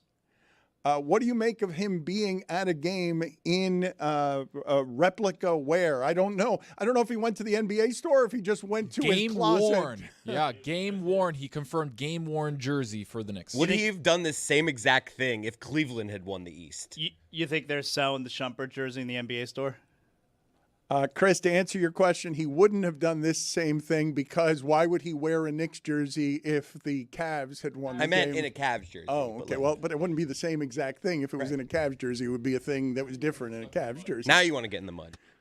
Well, go ahead and do that idea that you had of going and covering yourself in mud. Bad idea. Around the nipples, just around the nipples. Nobody's going to say he can't do that. He's got black nipples. Nobody's going to say that there's going to be a problem that cancels him because he's got black nipples. Can Chris do black nipple? We'll see. Don't put that on the poll, actually. Is that okay? How are you guys Black feeling? nipple? How are you guys feeling about Shumpert wearing his own jersey? Would you guys do that if you had played for the Knicks and if you had a jersey that was game worn? I know Roy would. Oh, this is the situation that I definitely would. Would you walk around? Guy wears Bellamy jerseys and he's never played. In the event that no one there knew who Shumpert was, they would know if he's wearing the jersey. There were some people saying, I'm sure, even though he's 6'5" or 6'6" or whatever he is that indeed Shumpert, or is that someone who looks like Shumpert who's just wearing a game-worn Shumpert jersey that he bought at the NBA store, which shouldn't still be selling those things? He was sitting like second or third row courtside. I like the idea of the former Knicks, like the Knick alum, like Patrick Ewing should have to be sitting courtside in his Ewing jersey. I agree. That in the whole uniform. I put it on the poll at Le Batard Show. Should the former Knicks be all going to the game? He should also have ice packs on his knees. In full Knicks uniform. The old Knicks have been on fire lately. I could not stop watching. Tony loves John Starks. I could not stop watching John Starks, who was basically in on every play. There was a massive situation where Stephon Castle steps out of bounds, and then John Starks is in the middle between the ref and Stephon Castle saying, out of bounds, out of bounds. How can you get that close? It's crazy. It feels like AAU basketball. It's like my dad. Hey, come over here. The Knicks fans are all the former Knicks players are unks. All of them are unks, and they're all just it. No, it's like Rucker when a cool play happens and everyone just descends mobs the court. On the court. Let's get to De'Aaron Fox sound because, again, I'm going to say that outside of Harrison Barnes, they don't have a player who's supposed to give off veteran stability more than De'Aaron Fox, and he just collapsed. There are a number of things from the end of that game that are crazy. I'm going to give the stat again because this is nuts what I'm saying. In an NBA Finals game, as the whole thing swings from instead of 2-2, it's 3-1, you have a situation, Zaz, and this is just sheer stupidity, that Alvarado is making more shots the last 9 minutes of the game than all the Spurs. That's crazy. I couldn't believe. Like, I'm watching Alvarado and Jordan Clarkson running around on the court, and I'm like, these can't be guys you play in the finals. And Mike Brown did eventually take Jordan Clarkson out, but Alvarado, he essentially won them a finals game. Not only that, like, I think the reasoning behind using him and Brunson at the same time is they really don't have a ball handler like Alvarado who can establish the offense once Brunson was stuck in the double team up top. Like, you're not going to put Bridges there. You're not going to put OG there. You have nobody else to bring the ball up. You got Alvarado who can make some nifty plays. Let's get to the sound, though, of the rest of us are wildly confused by what De'Aaron Fox was doing the last 12 seconds of the game. Like, I think this is all-time meltdown stuff. He's not going to go down in the J.R. Smith category of just forgetting the score of a finals game, but there were 3 mistakes at the end of this that are the opposite. 3 in a row. In 12 seconds, it's the opposite of whatever it is you think veteran poise is. And after the game, De'Aaron Fox still seems confused about, I don't know that I did anything wrong there. You have an outrun him. That's it. How do you get touched? Have them scored. Try to get a layup, get up 3. Make them force them to need a 3. And OG made a good block. Yeah, how about you don't allow OG to be in a situation to make a good block? Hank Azaria is going to join us here in a little bit as we continue to saturate you in New York celebrity that annoys you so that you get sick of this team so that when it loses the next 3 games, you rejoice in a way that's uncommon for you. But before we do that, I want to make sure to get to Mike Brown here, taking credit for Anunoby's tip there at the end of the game. And I'm going to remind you guys again, I'm just going to say it again. When the shot left Brunson's hand, outside of Brunson, there was no one physically, geographically on the court further from the rim and the basketball than Anunoby, the man who tipped it in to win the game. And here's Mike Brown taking credit for that. I challenged a lot of our guys today, and OG was one of the guys I challenged. I told OG, as big, as strong, as athletic as he is, he's got to be a monster on the offensive glass tonight. I don't know if there was a there's a play bigger than any other play in the history of Knicks basketball. That was a huge offensive rebound. Huge offensive rebound. He took on the challenge, and he went and won the game for us, doing exactly what I called him out for, doing shoot around today. If Mike Brown told him before the game he needs to be huge on the offensive glass, why did he wait till 1 second left to grab his first offensive rebound of the game? That was a great job by him, doing exactly what I told him he should do before the game. I think it would be great coaching if Mike Brown just goes to all his players and say, you win the game tonight, okay? I need you to win the game tonight, win the game. And they'll listen to him and then just win the game, and that's good coaching. I think we can all agree on that. Here's Wemby talking about what is going to be remembered as one of the all-time collapses if the Spurs don't end up rallying in this series. Third row on the left. Can't really explain it right now. I don't know. I think it's just, execution, greediness, some sort. We clearly weren't the most hungry in the second half. No, they weren't greedy. They should have been greedy. They were the opposite of greedy. Did you find yourself getting mad at Wemby because he continued to settle for long jumpers when you kind of – and they got some fouls. Tony, did you find yourself getting mad at Wemby? You know what I found myself getting mad at? The jumper that he hit from the top of the key. I was like, you're tired. Missed that shot. What are you doing there? Well, he missed 9 of his 11 before he finally made it. He was bad. The fourth quarter, he was bad. I just got angry at how bad both teams were at times. It was just – it was compelling.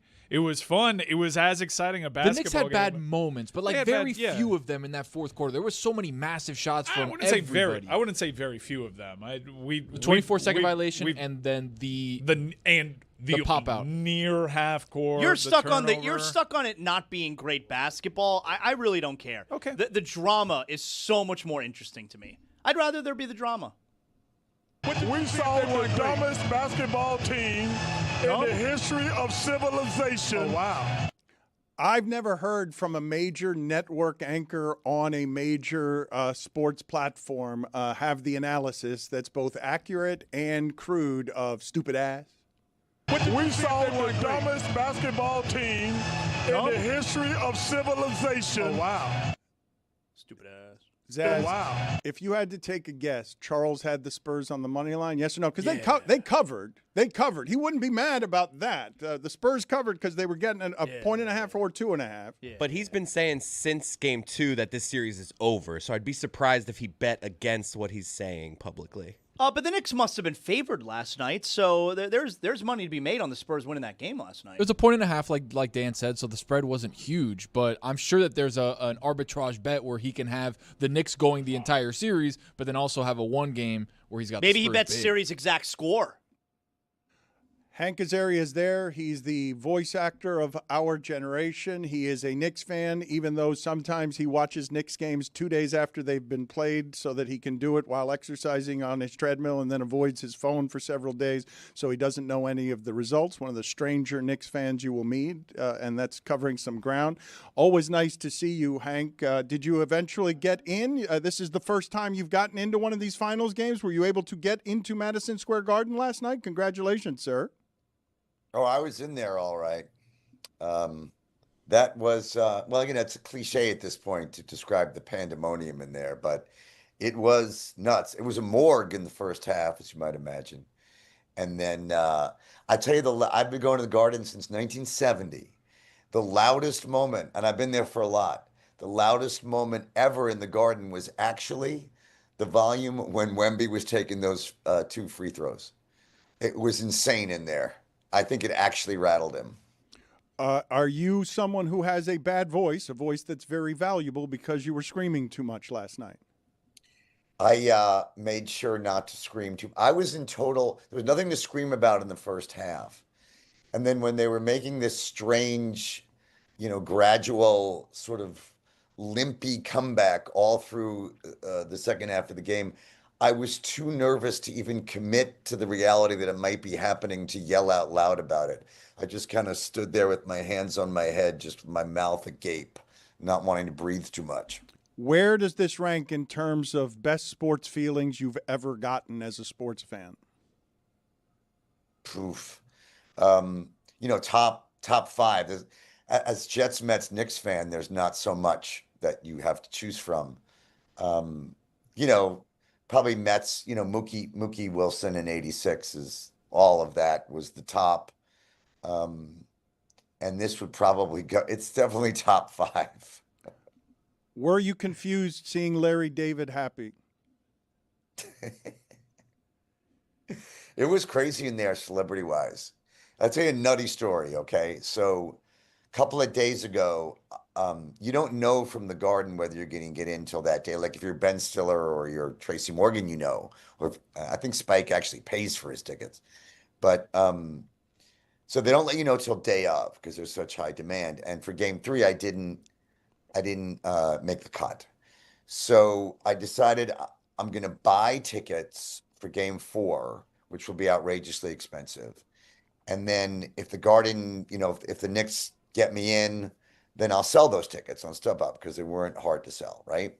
So I find out that I'm in, and I try to sell the tickets on StubHub, but for some reason, they're not going for the same price anymore. Maybe because the Knicks lost game 3. I don't know what it is, and they're very good seats. So I'm holding them, and then I'm like, the Garden tickets they got us are free. I got 2 friends that are such big Knick fans that we watch all the games together. Let me just have them come and watch the game, and they'll sit in the other seats. It's a very extravagant gift, but what the heck, right?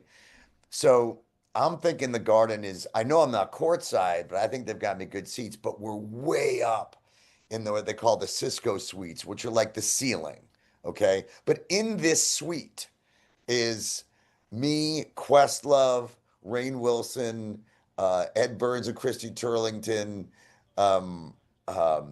Jeremy Strong, Aaron Judge is right there. Like, there's so many folks want in that they've stuck us all up in the rafters. And my friends now are sitting in great seats that I bought, and I can't switch with them. I'm in the ceiling, and my friends are in the seats. That Wait a minute. Who was in this? So this is star-studded, and you're telling me there's some of the worst seats in the house? Horrible. No, every publicist in town, like celebrities are scattered throughout the entire garden. You only see the A plus list down at the bottom. Everybody else is like stuck wherever. Hank, you've had an enormous amount of success over a number of years. Do any of your neuroses get sort of ravaged with the idea of, wait a minute, I thought I was a bigger celebrity than this person as a Knicks fan, as a New York sports fan? Sometimes, but that ship has sailed so long ago for me. I'm just happy to be in there and whatever, right? But then, I asked the garden person who I'm in touch with, can we switch at halftime? Like, can they come up to this suite? And they said no.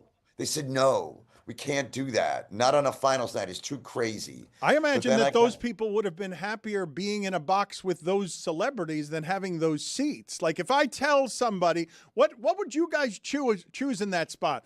A box with Jeremy Strong and Hank Azaria and Aaron Judge? The one with Jeremy Strong. That's all I need. Guys, it was way up. That's it was all I hard need. to see. From people I couldn't watching. tell if baskets were made. I was like, did that go in? Did that go in? I can't really tell. From a people watching perspective, that had to just be fascinating, but mainly it was just cool up for in there. Jeremy Strong. Yeah, but what are you going to talk to him like, hey, Jeremy, what do you think of that shot? I just watch him. I want to see how he reacts.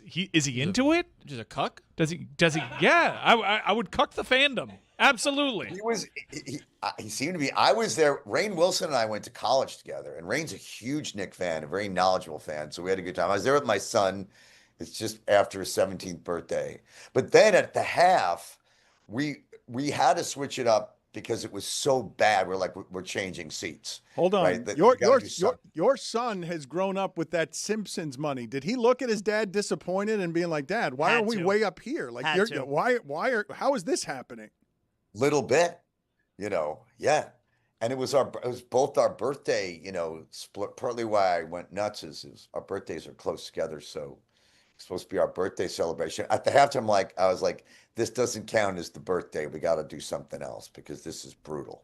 And then we switched the seats and it all turned around. It was crazy. Who did you look at in that suite and privately say to yourself, slumming, I thought you'd get better seats than these? Everybody, including myself. We all felt better about ourselves that we're all up in the roof with each other. Aaron Judge was in that. Aaron Judge can't get better seats than that. I don't know what that story was. I really felt like Aaron Judge could have done better. If anybody asked, look at who was down there. I mean, it was like, I tell you, the one that bothered me was Taylor Swift. Why? But come on. She just got here. I know she's the hugest thing in the world, but we had to sit with her all through the NFL, and now she's at the Garden. Come on. Wow. She gets 4 seats, her 3 friends. It's total bandwagon. Like, Hank has been there since the 70s. He's the voice actor for a generation. Like, this is... The man continues to be someone who stars in movies for the better part of 35, 40 years. Not that I question why she'd get the seat. I'm just tired of the whole Taylor Swift. She did have 3 sport. seats. I got the guest list in front of me right now. Ridiculous. She had 3 seats. She's also paying millions of dollars to have MSG closed to have her wedding there, right? So, is that right? Is that true? She is having her wedding there, reportedly. That guest list is substantive. So, Hank, did you sleep well last night? Like, or were you so you were just wired, huh? Well, then coming home through the city was like that I've never seen anything like. Every block, every subway, everything, people chanting different insane things. And New York is not a warm, fuzzy place, but everybody just so excited. I mean, the city. Every city that wins needs it, but this was really, I don't know. I really felt like, sorry, my phone's ringing. I really felt like this is big for the city. Will you go to Game 6 if the Knicks don't win Game 5? I will. Even if you're in the same, they're going to put you back up there because that ticket's even going to be harder. He might not make the cut. That ticket. I might just go ahead and purchase my tickets and stick with them this time. Ben Stiller, a very good friend of yours. Ben Stiller, I think, is at the top of whatever Knicks fan celebrity Mount Rushmore is. He's doing a documentary. That's why he's filming that much from the sidelines. Have you spoken to him? Are you connecting with him around the Knicks? Because he's a total insane person. Yeah, we are Knicks buddies. We're just, nobody can say much except I can't believe it. We're going to have to figure out something else to say eventually. But that said, especially, given the history of the New York sports disappointments, I list them, right? The Knicks ones, going back to Reggie Miller and Charles Smith not being able to make a layup and Ewing getting hurt before the 99 finals. So you knew we had no shot and can't ever get through Jordan and Halliburton, and it's all been so, and missing the draft picks by one year after year after year. John Moranda's 2, and we had the 3rd pick, and on and on and on. And don't get me started on the Jets and Mets. And it feels like it's all, this is all, the karma is totally turned around. I mean, I think, look, LeBron came back from 3-1 down. It's not over yet. Were you tempted? Were you tempted at halftime to leave? Was anybody in that box tempted at halftime to leave? Oh, I joked, texted to my friends, like, guys, keep the seats. I'm out of here. And they were like, what? I'm like, I'm kidding. But I think Mike Francesa actually said last night, I bet the only reason a lot of people stayed is because they paid so much money. There's no way they're going to leave, but I felt like leaving. It was brutal. But you don't want to be the person that is Stugotz when Ray Allen makes the shot and you're trying to get back into the arena because you've walked out on what is the single greatest comeback that anyone can remember in the NBA championship finals. No, you don't. And I'm good with, I watched so much that I was like, I'm really good with, I said to my son, we're down 27 at the half. I said, they have to, first of all, the first 3-4 minutes has to go well, have to cut into it a bit. And then if they can get it to 15 at the start of the 4th, it enters the realm of human possibility. 12, it's a wrap. Which is exactly what happened.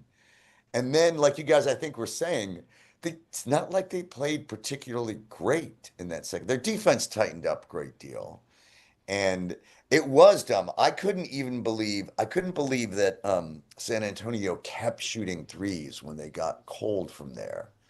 And the level at which they were hitting those threes in the first half, that was shocking. That was the most shocking part of that first half. It was like, these guys can't miss.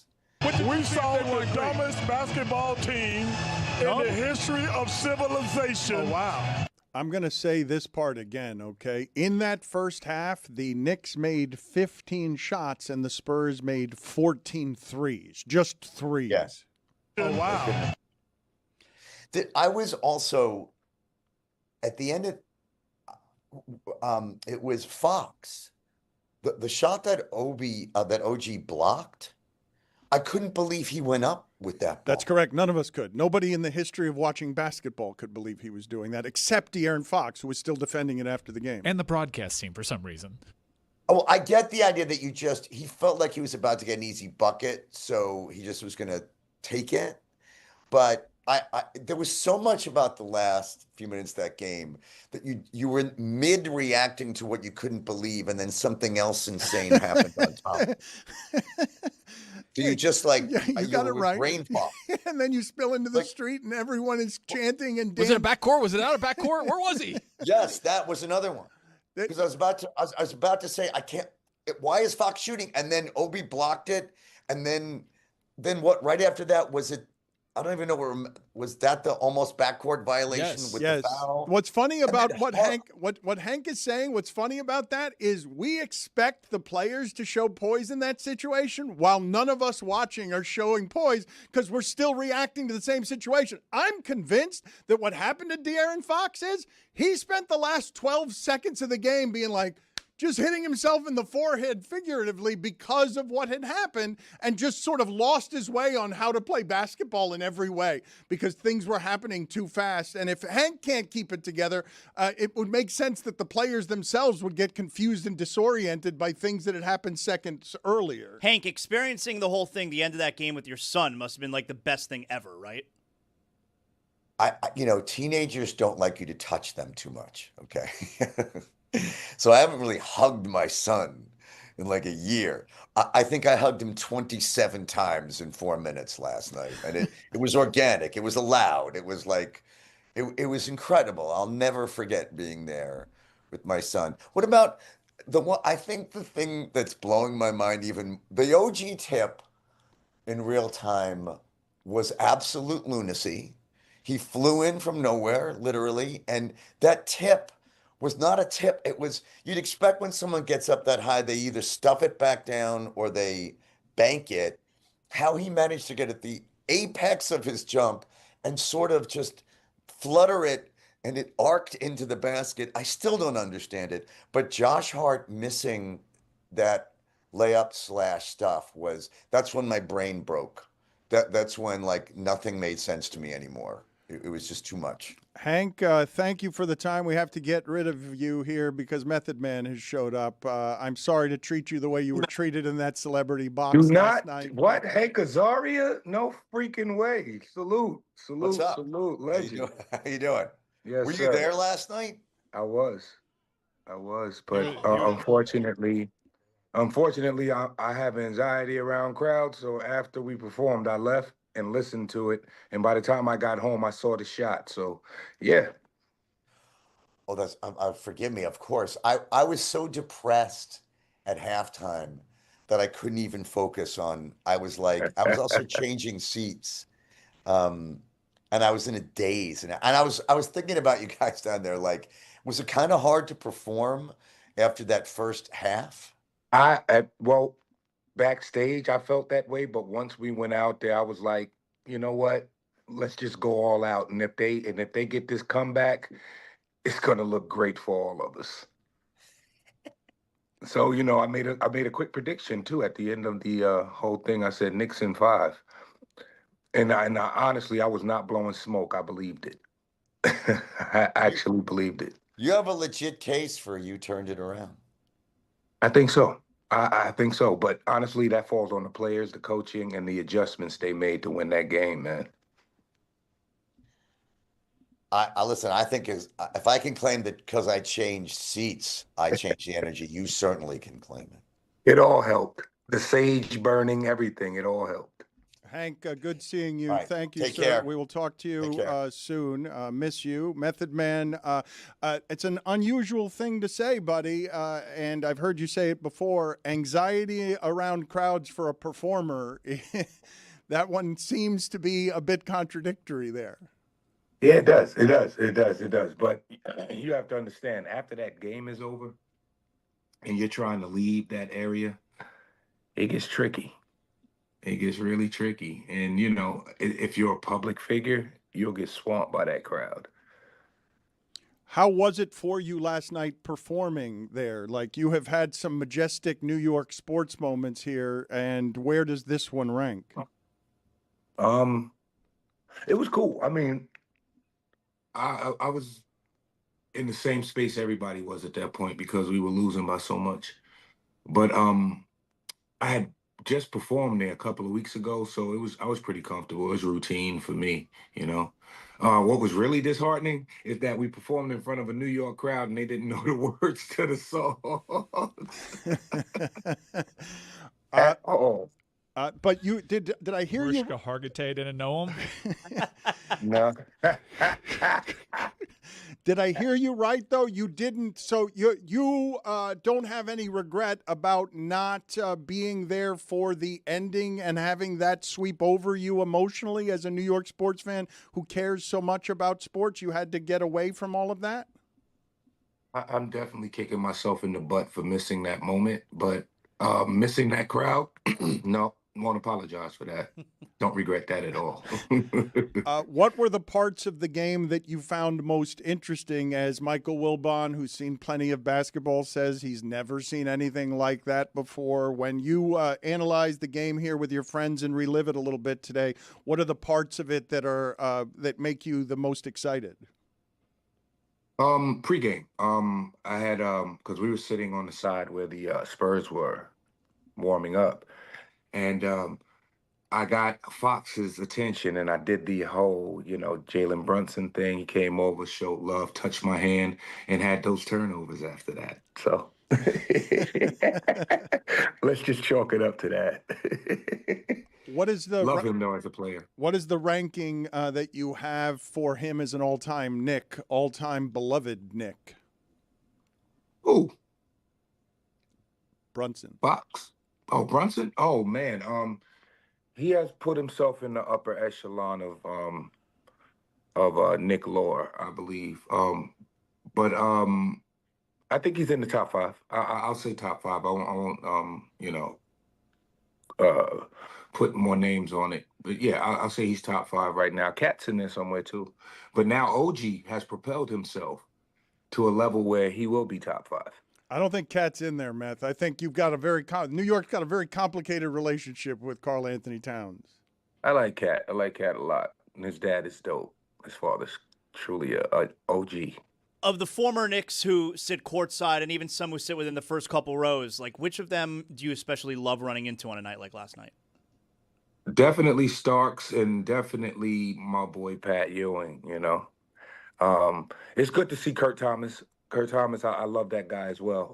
But Starks and Ewing, one, I met Starks outside of the Garden. Very cool brother.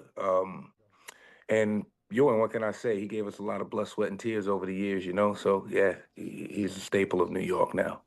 Meth, always good catching up with you. I know you got to get out of here. Sir. You got a heart out. Thank you, sir. Hope you're well. Always nice seeing you. Enjoy the rest of your day, gentlemen. Knicks in 5. Peace. Yes, sir. The numbers from last night, Zaz, are any of them, and all of the numbers that I've run through, are any of them something that you look at and say that's more interesting than all of the others? Because for the Spurs to have that first half, this has happened to them now twice in this series, and it doesn't actually make much sense.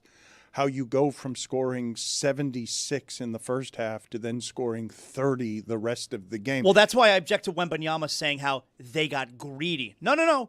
You were the opposite of greedy. Getting greedy would have been attacking. We're going to be greedy pigs here and continue to build the lead and build the lead. They were the opposite of greedy. In today's NBA, okay, I understand that 3 of these games have been played at about that scoring level. And to me, the big surprise was, we just saw a 76-point half when these are 2 top 5 defenses. The idea that in today's NBA, the Spurs are this close to a championship, and no matter the defense played against you, you're scoring 30 second-half points when that's a quarter for you.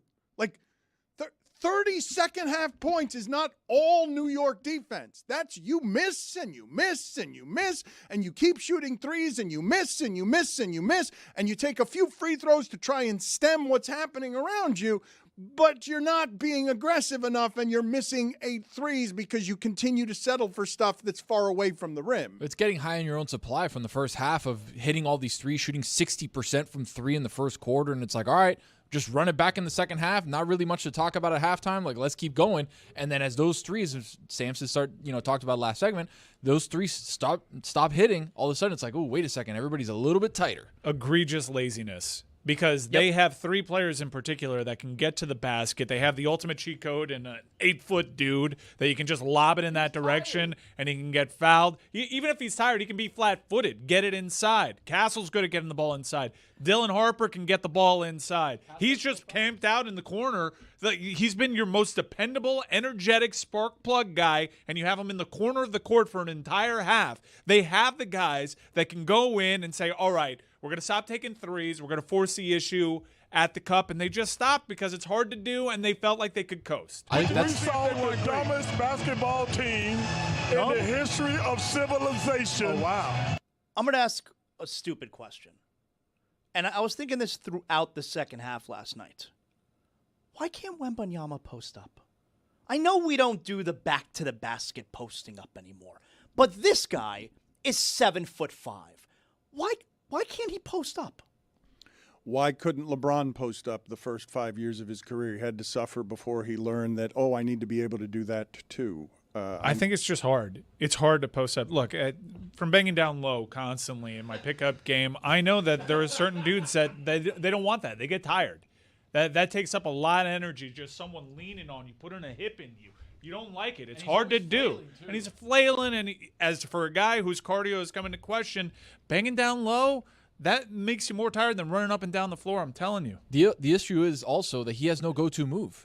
Like, if you think of Wemby's bag, what is it? Being tall and getting an alley-oop thrown at him, hitting a three? He doesn't have a Tim Duncan back to the basket bank shot. But what he did, though, the absurdity physically, okay, of what he did to get Mitchell Robinson that mad before he pointed to his head and before Mitchell Robinson hit him in the neck.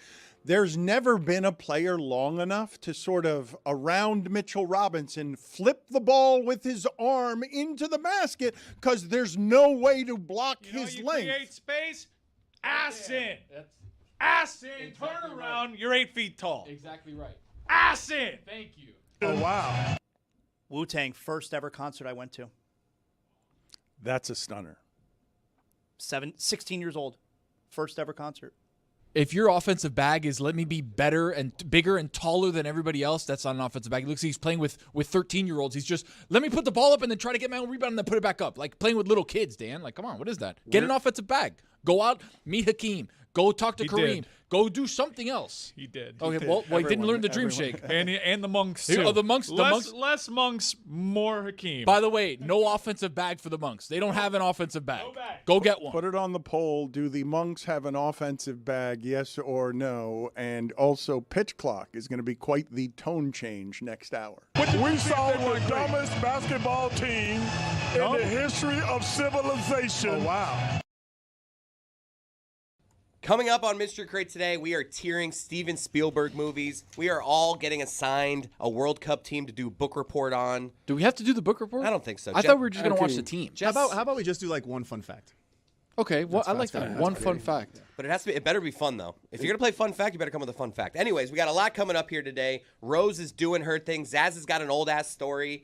And Tony, we're just mystery creating the shit out of this episode. So you better check it out. A Miami commissioner is weaponizing government against me. The future of the Port of Miami, which is Florida's fifth biggest economic driver, is in jeopardy thanks to the incompetence of Miami-Dade government. Or is it actually a long con? Plus, another episode in the never-ending series of Florida Democrats never miss an opportunity to miss an opportunity. All new because Miami.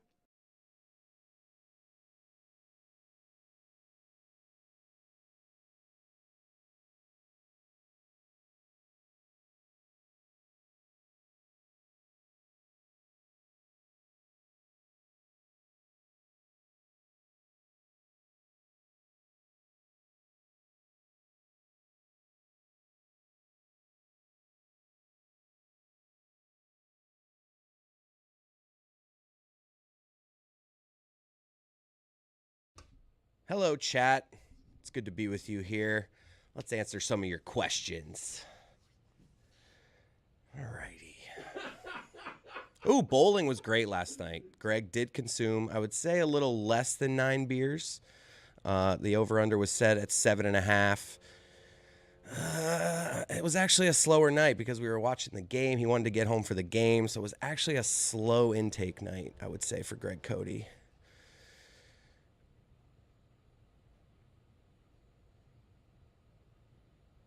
The elevator bit is tough on me, guys. I'm going to be honest with you. Going down, not that difficult. Not too much shaking. Going up, different story. A lot of shaking, a lot of bumping into the table as I try to go up. I want to hold it so long that Dan just starts the show, and then maybe like a week later, I interrupt him with a DraftKings, the crown is yours. I'm going to do that bit one of these days. I'm a little inside scoop here for the chat. Be on the lookout in the coming weeks for me to just hold the silence so long that Dan continues the show, and then like the next day I'll interrupt him with a DraftKings. So be on the lookout for that. My favorite wing flavor is the Mayong wing flavor. I don't know a lot of restaurants that do this. Billy's Tavern, my local wing spot near my house, does a Mayong flavored wing, and it's just delightful, Roy. I don't even know. Roy's making noises back here, so I'm kind of engaging with him. It's like a teriyaki based. Yeah, teriyaki. There's definitely some with garlic. Yeah, Yeah, it's absolutely. just maybe a little medium sauce in there, you think? Yeah, probably a little mild in there. Yeah. It's just as delightful a smorgasbord of wing sauce that you can have. Did I use smorgasbord right there, Roy? I think I did. Probably not. What else we got here? I am down the middle. I am truly down the middle in every aspect of my life. We have some left people around here. We have some right people around here. And then you see old Chris, down the middle Chris, just sitting there, just deciding, looking at both sides, looking to the right, looking to the left, and thinking to myself, I like it here in the middle. Next question. Can we see Chris without a hat? That's insane. Only appropriate questions here, please, people. Which landscaping company would I be working for if not for Dan?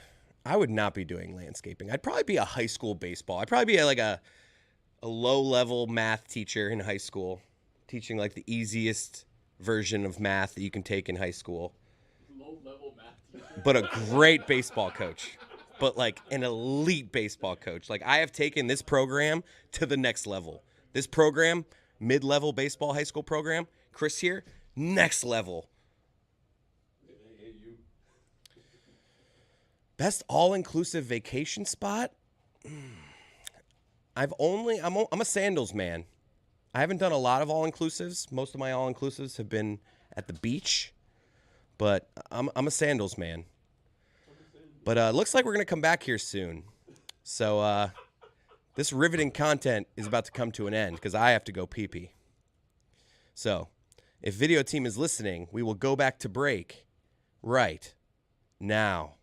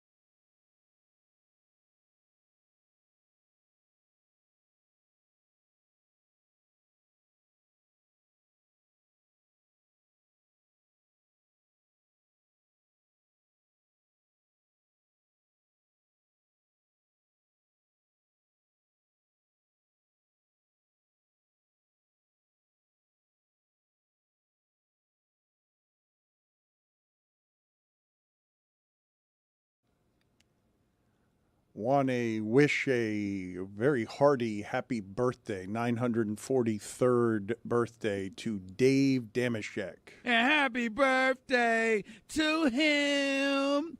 I don't care. Good luck. But that's weird, right? You guys are not going to believe what Dan did. He's buried the lead on this entire Nick Spurs story from last night. We have a jinx situation, guys. I'm on a text exchange last night with Dan and Michelle Beadle, where midway through the second quarter, Dan tries to book Michelle on the show for today. And she saw what he was trying to do, and she goes, shh, too early.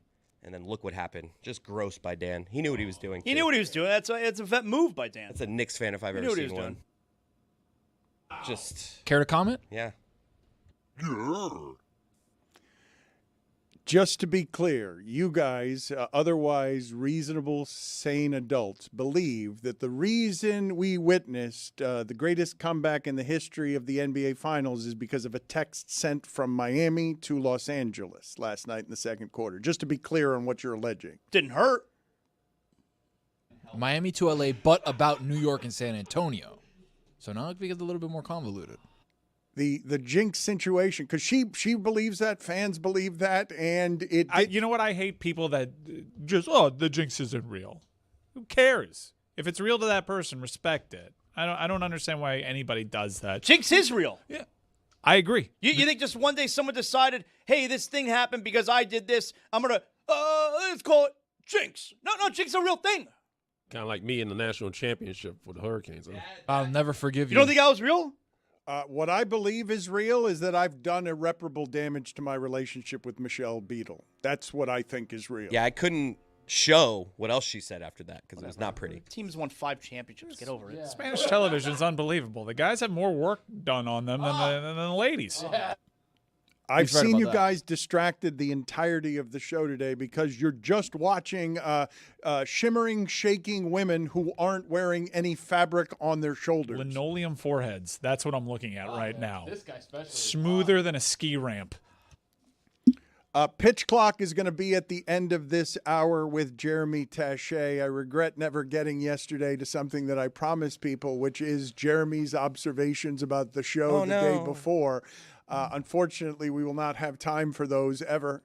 Not yesterday, not today, or ever. We haven't mentioned Brendan Sorsby at all. That seems like it's getting crazier by the minute, and Texas Tech is not exactly covering themselves in glory here. And Zaz and I were talking before the show.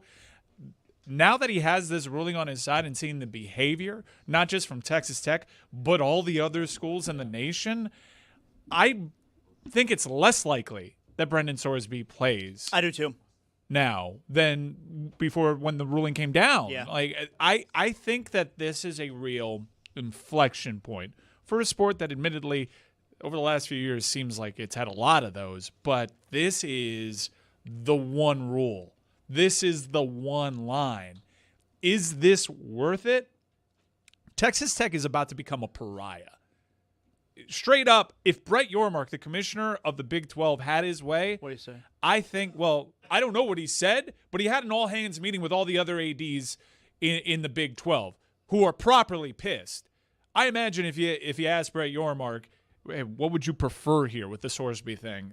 This is a mess. I think you're right. I started to get that sense yesterday also that it seems as if Texas Tech is surprised at how big and nasty the reaction has been. They've already started to walk back the idea of allowing Sorsby to play themselves. Kirby Hocutt, the athletic director, he put out a whole statement yesterday which mentions how, okay, we'll allow him to play as long as he goes through the process and is in a place where he's okay enough to play. Like they're already starting to hedge a little bit the idea of allowing him to play. Joey McGuire also didn't help matters yesterday. Here is some pretty... this is crazy. This is pretty jaw-dropping, what he does here to defend the whole Brendan Sorsby situation. Brendan Sorsby is recovering from an addiction. He's recovering. Like, I've sat down with this young man multiple times, and the things that he is going through and what he's been through, It's serious. As a society, we've been okay with other things that happens and allowing players to play, and this has been the one thing that has united people that we're against, you know. And it's crazy because it's not murder, it's not beating somebody, or there's a lot of things that we're working through. Being somebody, he was thinking about saying rape, but then had the presence of mind to not say that, right? I think his whole attitude there is like, well, you know, Deshaun plays, right? So what's so bad about here? Yeah, no, this is the one thing that united everybody, because as horrible as murder and sexual assault is, the integrity of the game is not called into question. Your integrity as moral human people, absolutely called into question. We can feel icky about that, no doubt, but the games are played for people to believe that they are tried and true competitions and there's no funny business going on. Yeah, that's the one line. It seems pretty easy.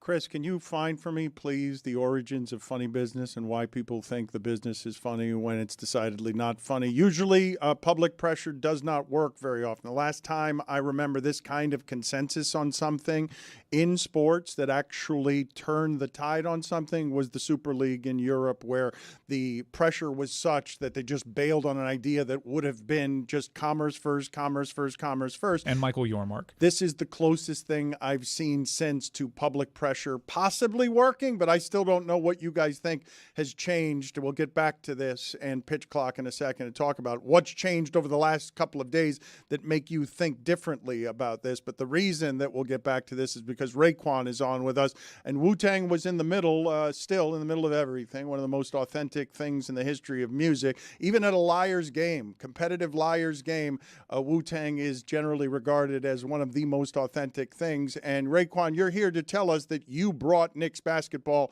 its greatest moment last night by simply performing in a way that changed everything, correct? I guess so, man. I guess so. We just came in and was just a part of the excitement, man. I mean, you know, it was fun. Definitely fun. What were the highlights for you, and were you like meth? You fled the arena at halftime because you didn't want to be around the crowd, or did you want to absorb everything that was happening in that crowd? Oh, nah, we was still in the building. I mean, we didn't go anywhere. I mean, you know, it was just so much happening at the time, and, you know, just it's so many of us. So, you know, we was kind of shifting, letting some of the guys go back and touch the floor, some of us in the back chilling. But we was there, man. I mean, you know, when you think about the combative sportsmanship that we was dealing with, you know, as far as New York, it was tense in there, you know. At first it was, you know, getting a little stressful, and then, you know, we just had to have that faith, and that's what we kept. What were the highlights for you in terms of interactions with people and moments from the night last night that'll stay with you? Oh, nah, I guess when we came out and performed, you know, the Garden, you know, the officials in there, they told us, like, you know, it don't really be so crowded, and you know, when the half times happen, so, you know, it seemed like the crowd didn't go anywhere. You know, everybody stayed there and watched us perform, and, you know, that was definitely one of my highlights, is just to see that it was still so packed in there, and just, you know, just really just watching everything, just taking it in and really hoping that we get that win, you know, and it just happened, you know. The team, they, you know, they kind of remind me of us, like, you know, when we under pressure, we get busy, Dan, you know, and I think that's what they really realized they had to do. And defense was definitely something that was important, but we did it, man. So those are the highlights to me, just the resilience and coming back and spanking, you know. Wu-Tang's got so many big hits, but you guys only had a certain amount of time out there. Like, how do you decide which songs to play? Yo, that's always a big thing for us. You know, we go straight for the hits, the ones that we know that at the end of the day the fans are familiar with. So, you know, when you hear the Wu-Tang Clan, ain't nothing to F with. You hear Cream, you know, those records right there, you know, get the crowd going and gets them up. So we definitely just went with the knockout punches right away. I don't know if you're ever surprised about who's a fan of your music, but was there anyone last night from a star-studded affair that came up to you that you were like, huh, wouldn't have guessed that that person's a Wu-Tang fan. It was a couple of cats. I seen hanging out with Adam Sandler. Couple of guys though, but everybody loved the Wu, man. It doesn't despise me who may not know us though, but once they feel the energy, it's on, But it was so many people, man. I didn't get a chance to go check out my man John McEnroe. I'm a big tennis fan. I didn't get a chance to see him, but it was a few people in there. So many guys, so many. Are you in any way surprised as I present to you Jonathan Zaslow, the look of Jonathan Zaslow? Are you in any way surprised that the first concert that this person ever went to was a Wu-Tang I love Wu-Tang concert? Get out of here, John. Yeah. Word. That's what's up. I was 16 That's years what's old, up, man. 1997. You guys were touring with Rage. First ever concert. Yep. Oh man, yeah, definitely. Those were the days, man. Those was when we was young bucks, though, man. So you happened to be there when it was, when we was getting big. Put it like that. You was there. What do you regard as the most memorable of the folks that you did tour with, where you guys went on the road with somebody and it was the thing you still talk about today when you get together? Definitely Rage Against the Machine was definitely one of those highlights in our careers. We were all coming up together at the same time, so I would definitely say them. Of course, some of my peers, Nas, De La Soul, guys that we, De La Soul, we pretty much, we they little brothers and all of that in the business. And a couple of cats, man, a couple of them, man. But I would definitely say them right there, How does this work when you're performing? Because Hank Azaria was just telling us something that we were surprised by, which is there was a whole suite of celebrities from Aaron Judge to Jeremy Strong, Rainn Wilson, Hank, that they're in the worst seats in the house. What kind of seats do you get when you're performing? I mean, they had us on the dance floor. We was on the dance floor, Dan, and I think all those great players, just being in the stadium to them was the best thing. So seats, like you said, it had to be literally probably like over 100 celebrities there. I seen everybody, and nobody seemed to worry about where they were at, It's like if you was in the back, you had the best seat though, but they had us on the dance floor, and it's so crazy because they had us literally right near the Spurs section. So, I literally could go over and probably just, get in one of their ears and say, yo, y'all losing tonight. That's how close we were. But it was emotional game though, man. Emotional. Who is the Wu-Tang member most likely to actually say that to one of the Spurs? Me. Me. I'm that guy that'll go and say it though. But like I said, Spurs is a great team, nothing against them. A bunch of young guys, really, really aggressive out there. But Knicks, man. And tell the Knicks, man, say, yo, man, Ray need a brand new black Rolls Royce Spectra at his house tomorrow. The energy we bought is like, I think they got it, man. All right, so he's taking credit for the victory today, one of the great comebacks in the history of all of sports, not just basketball. Absolutely. Raekwon, nice seeing you. Thank you for stopping by. Enjoy the work, and always enjoy talking to you, sir. You got it, Dan. Thank you. Thank you. Yeah, I'm looking at here. The guest list, the celebrity guest list is open, the seating chart, and Raekwon, Ghostface, RZA, and Method Man, they were first row on the floor. I love soccer. Chris Cody's just been doing Chris Berman noises that entire interview. Chris Berman doing highlights is how I would describe the person to my left. Yeah.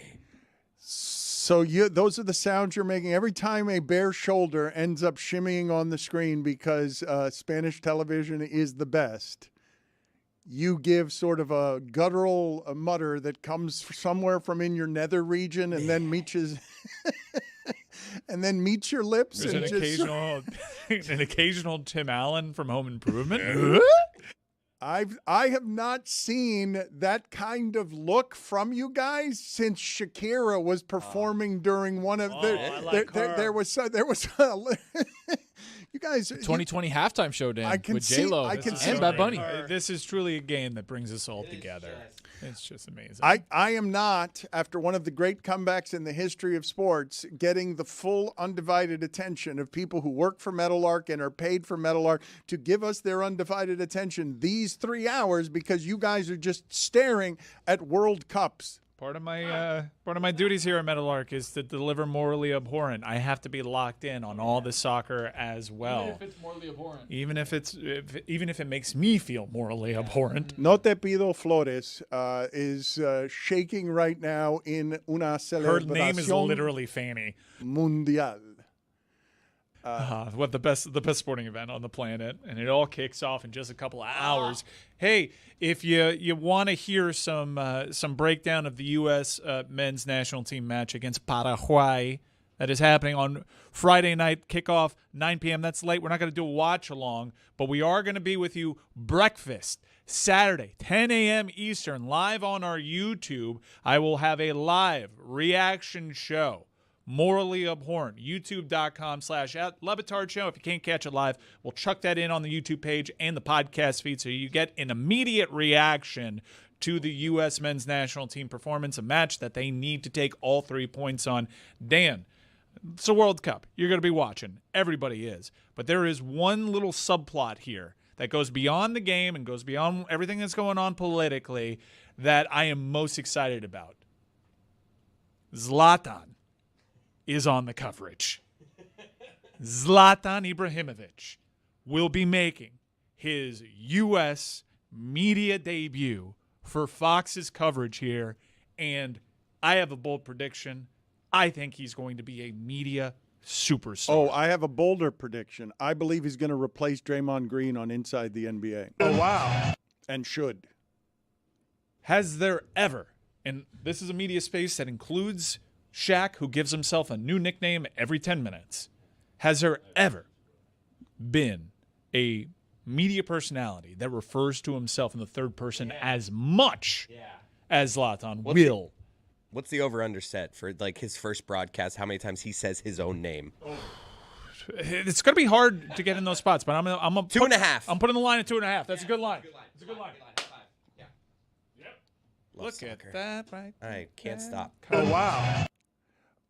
We are going to catch up with Juju here in a little bit, and we've also got Pitch Clock coming on later. But I want to show you guys something that I did last night as I talk about the single greatest comeback from yesterday. It was not the Knicks. Put that up on the screen so people can see what I texted Jeremy Taché and Mike Schur. So you see this situation here where the bases are loaded, 0 outs, ninth inning, and the Giants are down 10-7. Put another circle on there. You also see this situation as well. You see 5 runs here in the bottom of the 8th inning, and you see here 1 run. So you see the score, what the difference is. And so I sent to Jeremy Taché and Mike Schur this. I'm the only one watching baseball this way. I'm like, look out, watch what's coming here. And then 4 seconds later, I get to send them this screenshot 4 seconds later, which comes complete with enormous confetti because there has been a grand slam. And there it is, the single greatest upset in the history of sports. I'm trying to draw a penis, but it keeps giving me nuts. It Cool keeps, Venn diagram. Kind of did draw one. It keeps giving me lot of balls. testicles as I try to draw a penis. I cannot use it correctly. Oh, wow.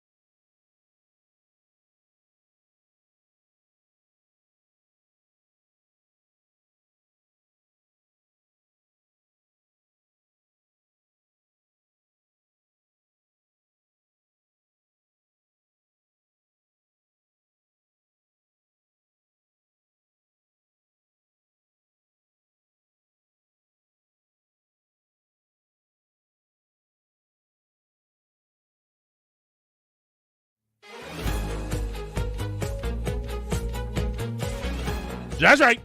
Yes, Thursday Thunder is presented by DraftKings. DraftKings, the crown is yours. Juju. Shabba. Man, Thursday Thunder hit goal last week, you dig me? And we gonna replicate that action again tonight. First leg, I'm going with Queen Asia Wilson for over 10 rebounds tonight against the Fire. Next leg, Jonquel Jones is bringing her behind to Atlanta to play the Dream tonight. And damn it, she gonna get 8.5 rebounds.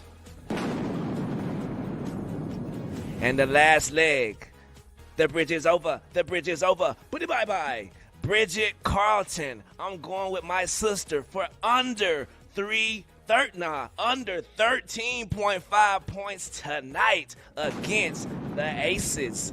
Lock that in. He won his last one, Zaz. He won his last one by betting against Cornette under 2.5 points. We made fun of him for and that. he went to the free throw line early in that game. I remember thinking that. Wow. First quarter. Yeah. Juju, how about the revelation? We had Method Man and Raekwon on the show today. How about the revelation? My first ever concert, Wu-Tang. I get street cred, right? Yes, sir. 100% street cred, 1,000%. And you get more street cred because you do the show every day with 2 Wu-Tang members, Jeremy Taché and Greg Cody, if you remember.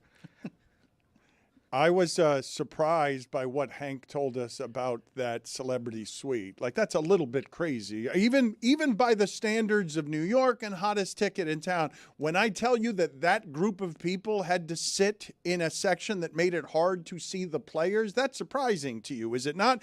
No? Tony, you're shrugging your There's shoulders. only so many places that people can go, right? People paid $50,000 for courtside seats. They're going to take that revenue over putting Jeremy Strong courtside.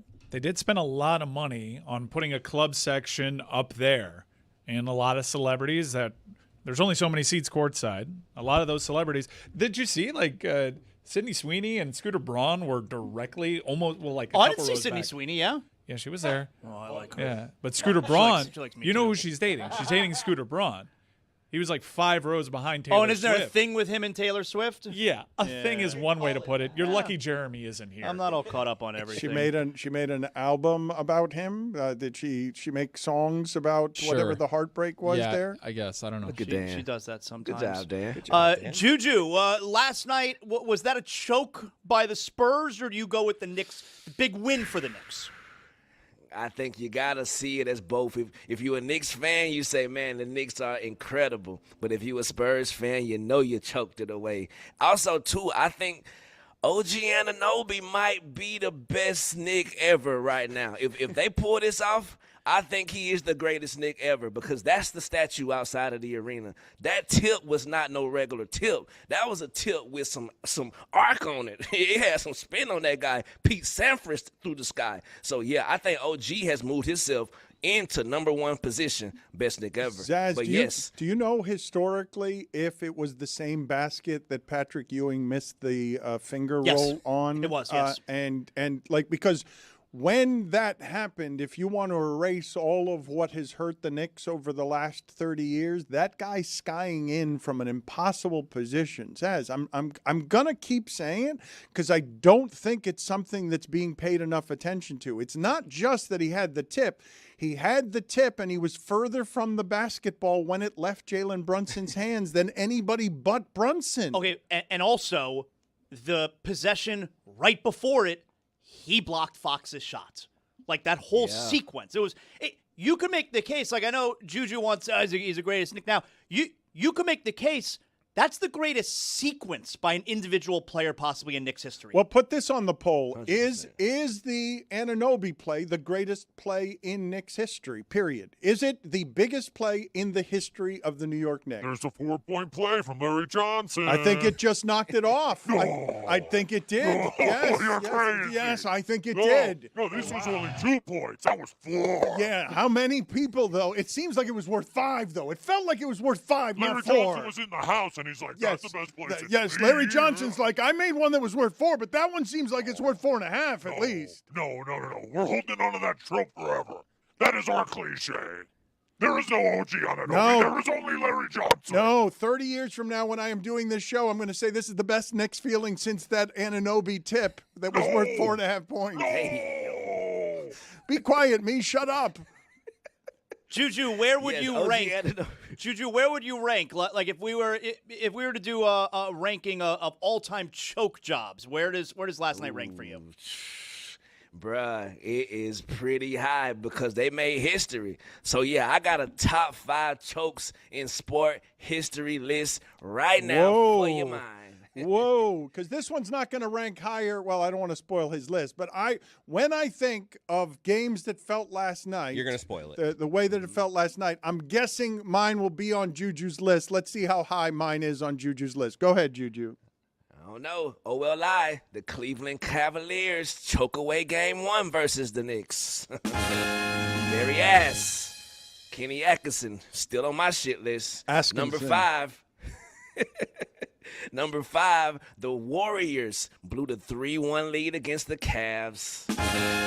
Choked it away. Number 4, the Falcons choked away the 28-3 lead against the Patriots in the Super Bowl. That's mine. He's got 3 better than that. That was mine. Yes, sir. Number 3, Bomani Jones chokes during the ad read. Number 2, Alexa Grasso chokes the hell out of Macy Barber. Holy. Her eyes bugged out. She almost went on herself. You want to try that and again? the number 1 choke ever. Oh, wow. The number 1 choke ever, man. The Spurs and Jordan had the flu game, but this was the woo game. Choked it away. This is it. So we saw the greatest choke in the history of choking last night. That's what Juju is saying, for the record. They Boston Celtics all over themselves last night. Some of you did not watch the Champions League final between AC Milan and Liverpool many years ago, and it shows. There's a documentary. Go ahead and catch up on it. Let's documentary being filmed courtside of this Knicks game last night. I don't know if you're aware. Let's see what it is. It's going to be so great when Ben Stiller's documentary is them losing in 7. Can Juju update the polls? It felt like we had a ton of them today. Yes, sir. Should setting screens be allowed in a pickup basketball game? 67% of the audience says yes, it should. Oh, wow. The other 40 some odd percent or 30 some odd percent have never played basketball before. Look, you can't.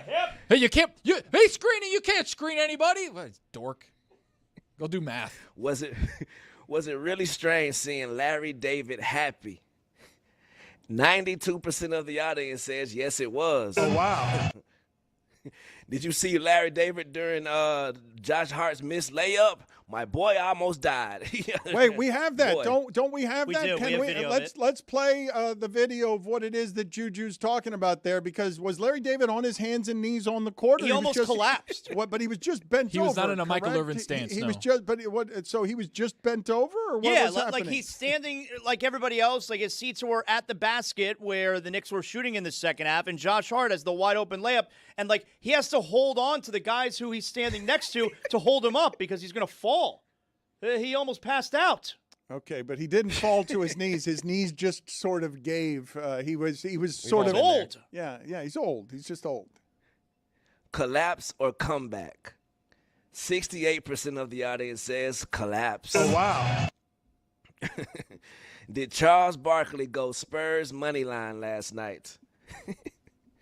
94% of the audience says yes, he did. Oh, wow. Would anybody have any problem with that if I reported, or if Charles Barkley volunteered, yeah, the reason I was so angry in my analysis is because I had bet on the Spurs? Like, would anyone even object to that? Because I don't think it's just that. Like, if you like basketball, you're right to be triggered by that. That was a performance that would piss you off. If you're not a Knicks or Spurs fan and you're just watching basketball, what are you doing? This is dumb.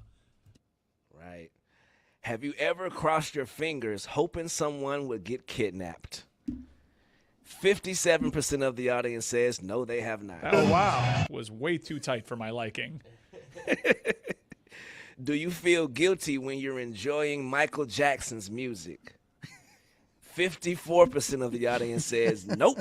Oh, wow. I mean, that question is timeless. When you think of Iman Shumpert, what jersey is he wearing? A Knicks jersey or a Cavs jersey? 57% of the audience says a Cavs jersey. Oh, wow. Just think of Tiana Taylor. Right.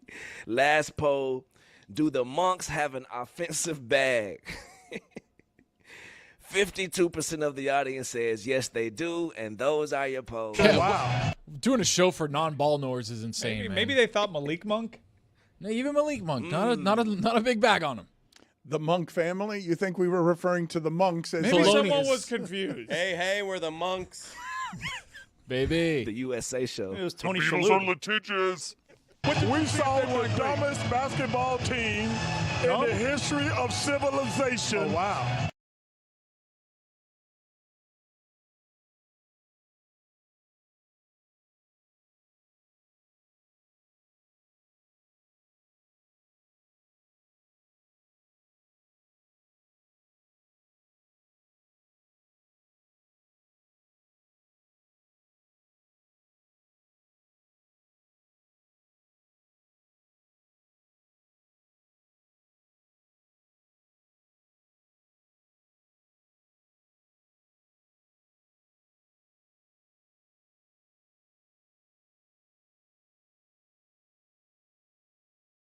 Can we keep your emotions together this week? I mean, that was not a good look for you, that BTS last week.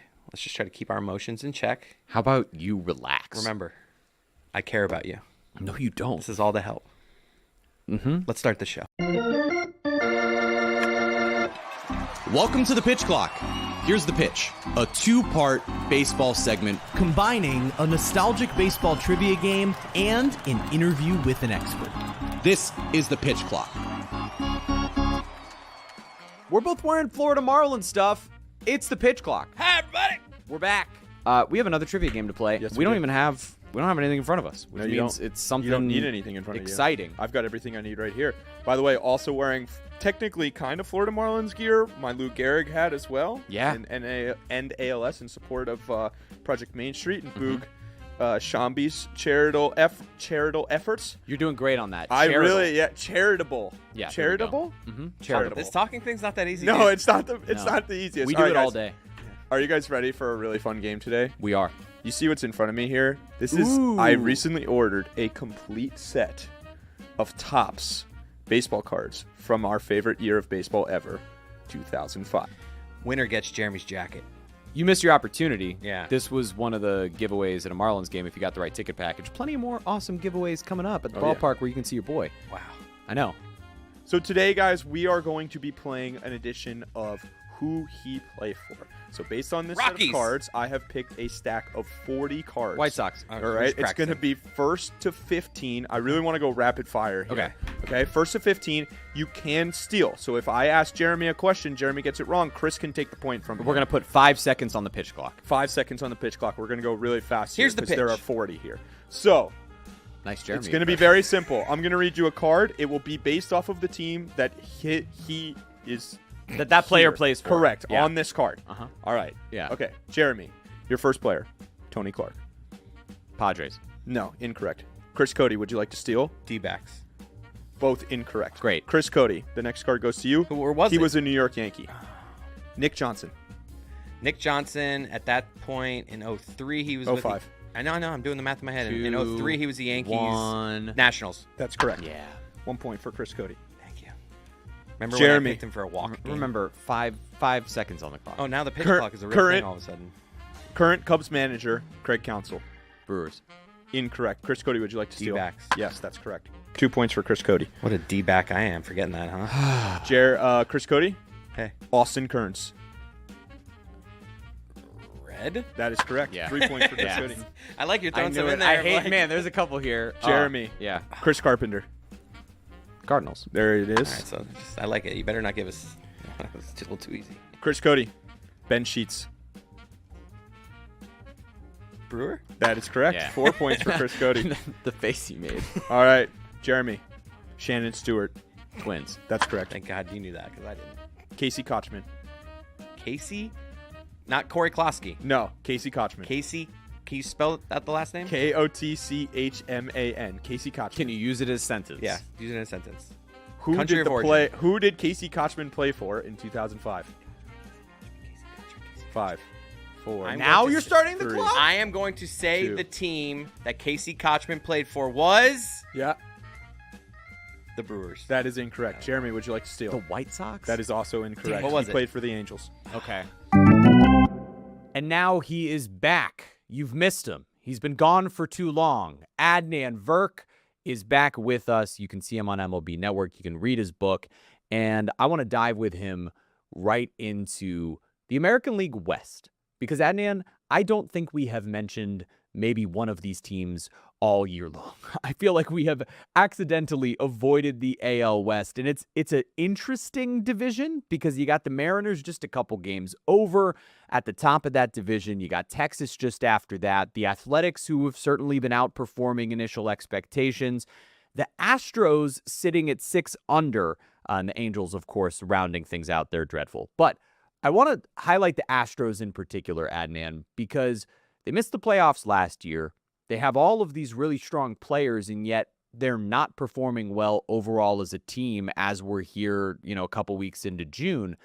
Is this the year it finally ends for the Astros and they decide to be sellers at the deadline and kickstart a new rebuild? I wish, but I don't think so. I mean, everything Astros and Dana Brown, they're like, no, we're going to hang around. We'll get to 500. We'll make some moves. But I'm with you. They should be concerned.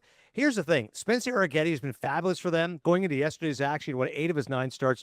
The rest of the rotation, 22-36. He's got a sub-2 ERA, which is top 10 in baseball. The rest of the Astros starters, 5.39. Only the Rockies have a worse starters ERA this year than the Houston Astros. Think about that. Now, this is the reason why they're not going to sell, though. They'll say, well, Hunter Brown's coming back soon. He's projected to be in next week's series against the Tigers. Yordan Alvarez is an MVP frontrunner right now. He's got a triple crown category. He's leading the American League, 22 home runs, 48 RBIs, and his 316 average trails only Yandy Diaz. So they're going to look around and go, hey, Hunter Brown's coming back. Him and Arrighetti, formidable 1-2. Jordan. Payne is coming back. Jose Altuve will be back soon. He went 2 for 7 over the week after being out with an IL injury. So I'm with you, man. Eventually you go, hey, seriously, enough of the Astros. Can you just accept the fact you're not a good team?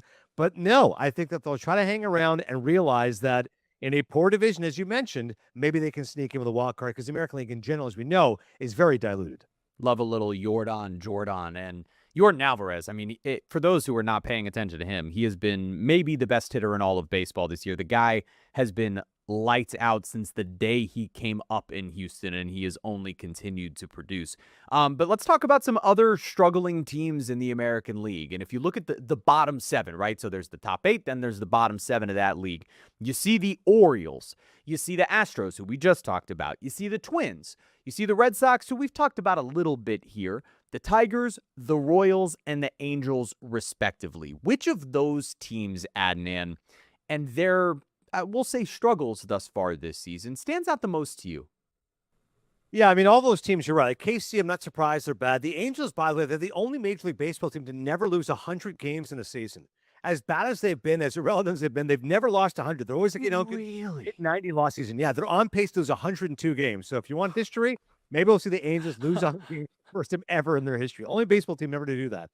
But I think for me, it's your Tigers. I'm stunned it's been this bad. I know Tarek Skubal is otherworldly. I know he's the best pitcher in baseball, but he's one guy. Like, you have other players, but they've completely fallen apart. Like, it's shocking how bad they've been. You would have thought in that division, even without Skubal, you can be a 500 team. But no, they're a legit bad team. They're going to trade Skubal. Once he comes back, you've got 9 or 10 starts before you can flip him. There's no reason to keep him. If you were going to keep him, you would have done so. He's going to get $350, $400 million in the open market. So I'm genuinely shocked because all along I thought, well, the only way they'll trade Skubal is if they're so bad. And they're not going to be that bad because they were a good team a year ago, playoff team, and they'll be that good again. They've been a massive disappointment, even when you take into account Skubal's injury. Even with Jason Benetti sneaking in those Greg Cody catchphrases onto the broadcast, things have been a bit disappointing for the Tigers. Jeremy, who did Jeff Kent play for in 2005? Oh, remember, he played for a few The teams. Giants. That is incorrect. Chris Cody, would you like to steal? See it. Now I know because you guessed. Yeah? The Dodgers. That is also incorrect. He was an Padres. Astro. The Mets. Damn. He was an Astros? Yes. Astro? Astro. I was Yes. such Chris a Cody. condescending jerk there, and I was Yeah, wrong. you were. Pedro Martinez. In 05. Yes. This has got to be towards the end. Yep. For Pedro. Yep. 5, Met. 4. That is correct. Chris Cody has 5 Let's points. go! Everyone that's watching right now is like, oh, I thought it was Red Sox. Jeremy. Mike Lieberthal. Brewers. Great name. That is incorrect. Chris Damn. Cody. I know where he is now. Philly. That is correct. Yep. 6 points for Chris Cody. Yeah, it sucks. I love you going first, though. It helps. Chris Cody. Yeah. Brad Ausmus. Astros. That is correct. I just want to That's point not out. true. You had a couple easy ones. Right, and I got both of the easy ones. Yeah, and then you got I them just wrong, want and to I got point your out. hard ones I right. want to right. I want to, but I've eliminated one of the however many teams. Chris Cody is doing fantastic Yeah, at this game. Let's be very clear. Right. I just want to make it abundantly clear. I also know where Brad Ausmus plays baseball. He's the kind of guy that makes excuses. Yeah. Jeremy. Chris Capuano. This is easy. Chris Capuano was a Brewer. Clear. That is correct. Yeah. Now I'm in my head. Chris Cody. Jason Bay. Jason Bay would have left the Pirates for the Mets at this point. That is incorrect. Damn it, I just gave you the other answer. Jeremy, Pirates. That is correct. really, really, really stupid on your part. That was crazy. but I you mean, knew, I you knew would've I was known. going Pirates. The only other 7-4 spot is your score. He eventually was a Red Sox, Matt, right? he was a Blue Jay. He was a Red Sox. Yeah. He played for a few teams. Okay. But he got paid after. But it was the Pirates. Yeah. So Yep. okay. Jeremy. Nomar This guy's- Garcia Parra. Nomar played for the Cubs. That is correct. Chris. Ethan. El Duque. Can you say his full name, please? Orlando Hernandez. Yankee. That is correct. Don't Jeremy. care. Preston Wilson.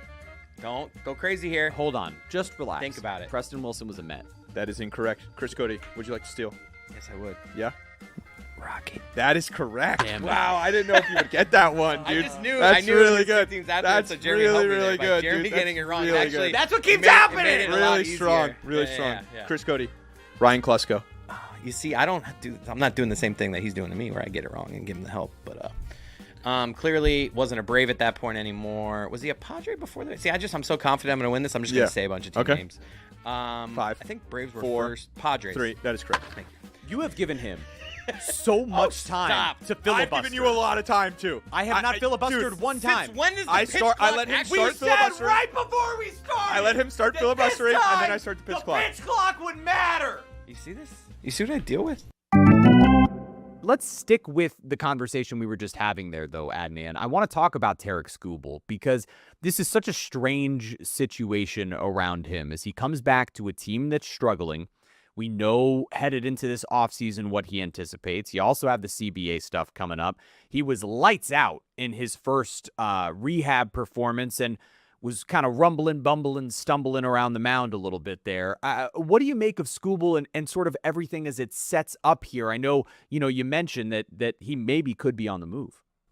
Yeah, I think in the past, the trade market's been diluted because the good news is with more wildcard teams, there's more excitement around teams and their fan base later into the season. The bad news is in the past, you only had, let's say with one wild card, 8 teams making the playoffs, so a lot more sellers and a lot more buyers. Now, the last couple of years, you've seen teams around 500 going, hey, you know what, 5-game win streak, we're right back in this thing. And then foolishly, the Angels were buyers the one year because it was Ohtani's last season. It didn't work out, quickly fell apart. So all along to me, I said, oh, man, it's too bad the Tigers are going to be good because there's going to be no juice on the trade deadline. Not to be the case now. Now that they realize the Tigers are a bad team and they're not going to re-sign Skubal, this means this trade deadline is going to be unbelievable. And I would think, Jeremy, if I'm a team out there that wants Tarek Skubal, just make the offer now. Like, don't wait till July 31st. For God's sakes, you'll get an extra month of Tarek Skubal. They got to trade him now. June 9th, let him pitch 1 or 2 times, and then he's on the market. You'll get 9 starts at Tarek Skubal wherever it could be. So he's definitely being traded. I mean, 100% with certainty, I would say that. If they're going to re-sign him, they would have re-signed him. And look at the usual suspects, right? Is it Dodgers? Is it Yankees? Is it Cubs? Is it whomever it's going to be? Skubal is going to go somewhere and make a massive impact in the playoff race. You know what? And this is talking to my producers in the other room as well. Marlins should just trade for Skubal because then if it doesn't work over the next month and a half, they can just flip him again at the deadline. That'd be really fun. Just revamp everything. This isn't going to happen. It's a fluky thing that I'm talking about. All right. So now I want to get to our star of the week because as we get toward the All-Star game, I think I'm going to start doing a little bit of this pitting positions against each other in the guys worth highlighting. I want to talk about a couple of National League outfielders here and have you specifically highlight one of them, Adnan. James Wood of the Nationals, Jordan Walker of the Cardinals. These guys have been spectacular thus far all season. Who are you highlighting as our Golden Era star of the week? Yeah, both those guys have been good stories, Jeremy. I mean, St. Louis in general, their starting pitching still doesn't impress me, which is why I think eventually they'll fade. But Jordan Walker, just a quick thought on him. This guy, it feels like he's been in the league for 5 years, but 2023 was his rookie season. So much was expected of him, and he struggled for a few years, but like he's still a young kid. He's only 24, but he's had an awesome year, particularly with average and home runs. I'm thrilled he should be an all-star. But I want to talk about James Wood. Like, it's not long before this guy's going to be one of the best players in baseball. Going into yesterday's action, 4 homers, 12 runs scored, a 10.58 OPS for his last 12 games. And who would have thought the number one offense in baseball is the Washington Nationals? That is absolutely staggering to me that James Wood and C.J. Abrams, the rest of this offense, they've scored more runs than anybody else in baseball. Braves, Dodgers, Phillies, Yankees, all those teams are expecting. So James Wood, to me, is a future superstar. This guy could be Juan Soto-esque, and people best be paying attention because he's an all-star for years to come for the Nats.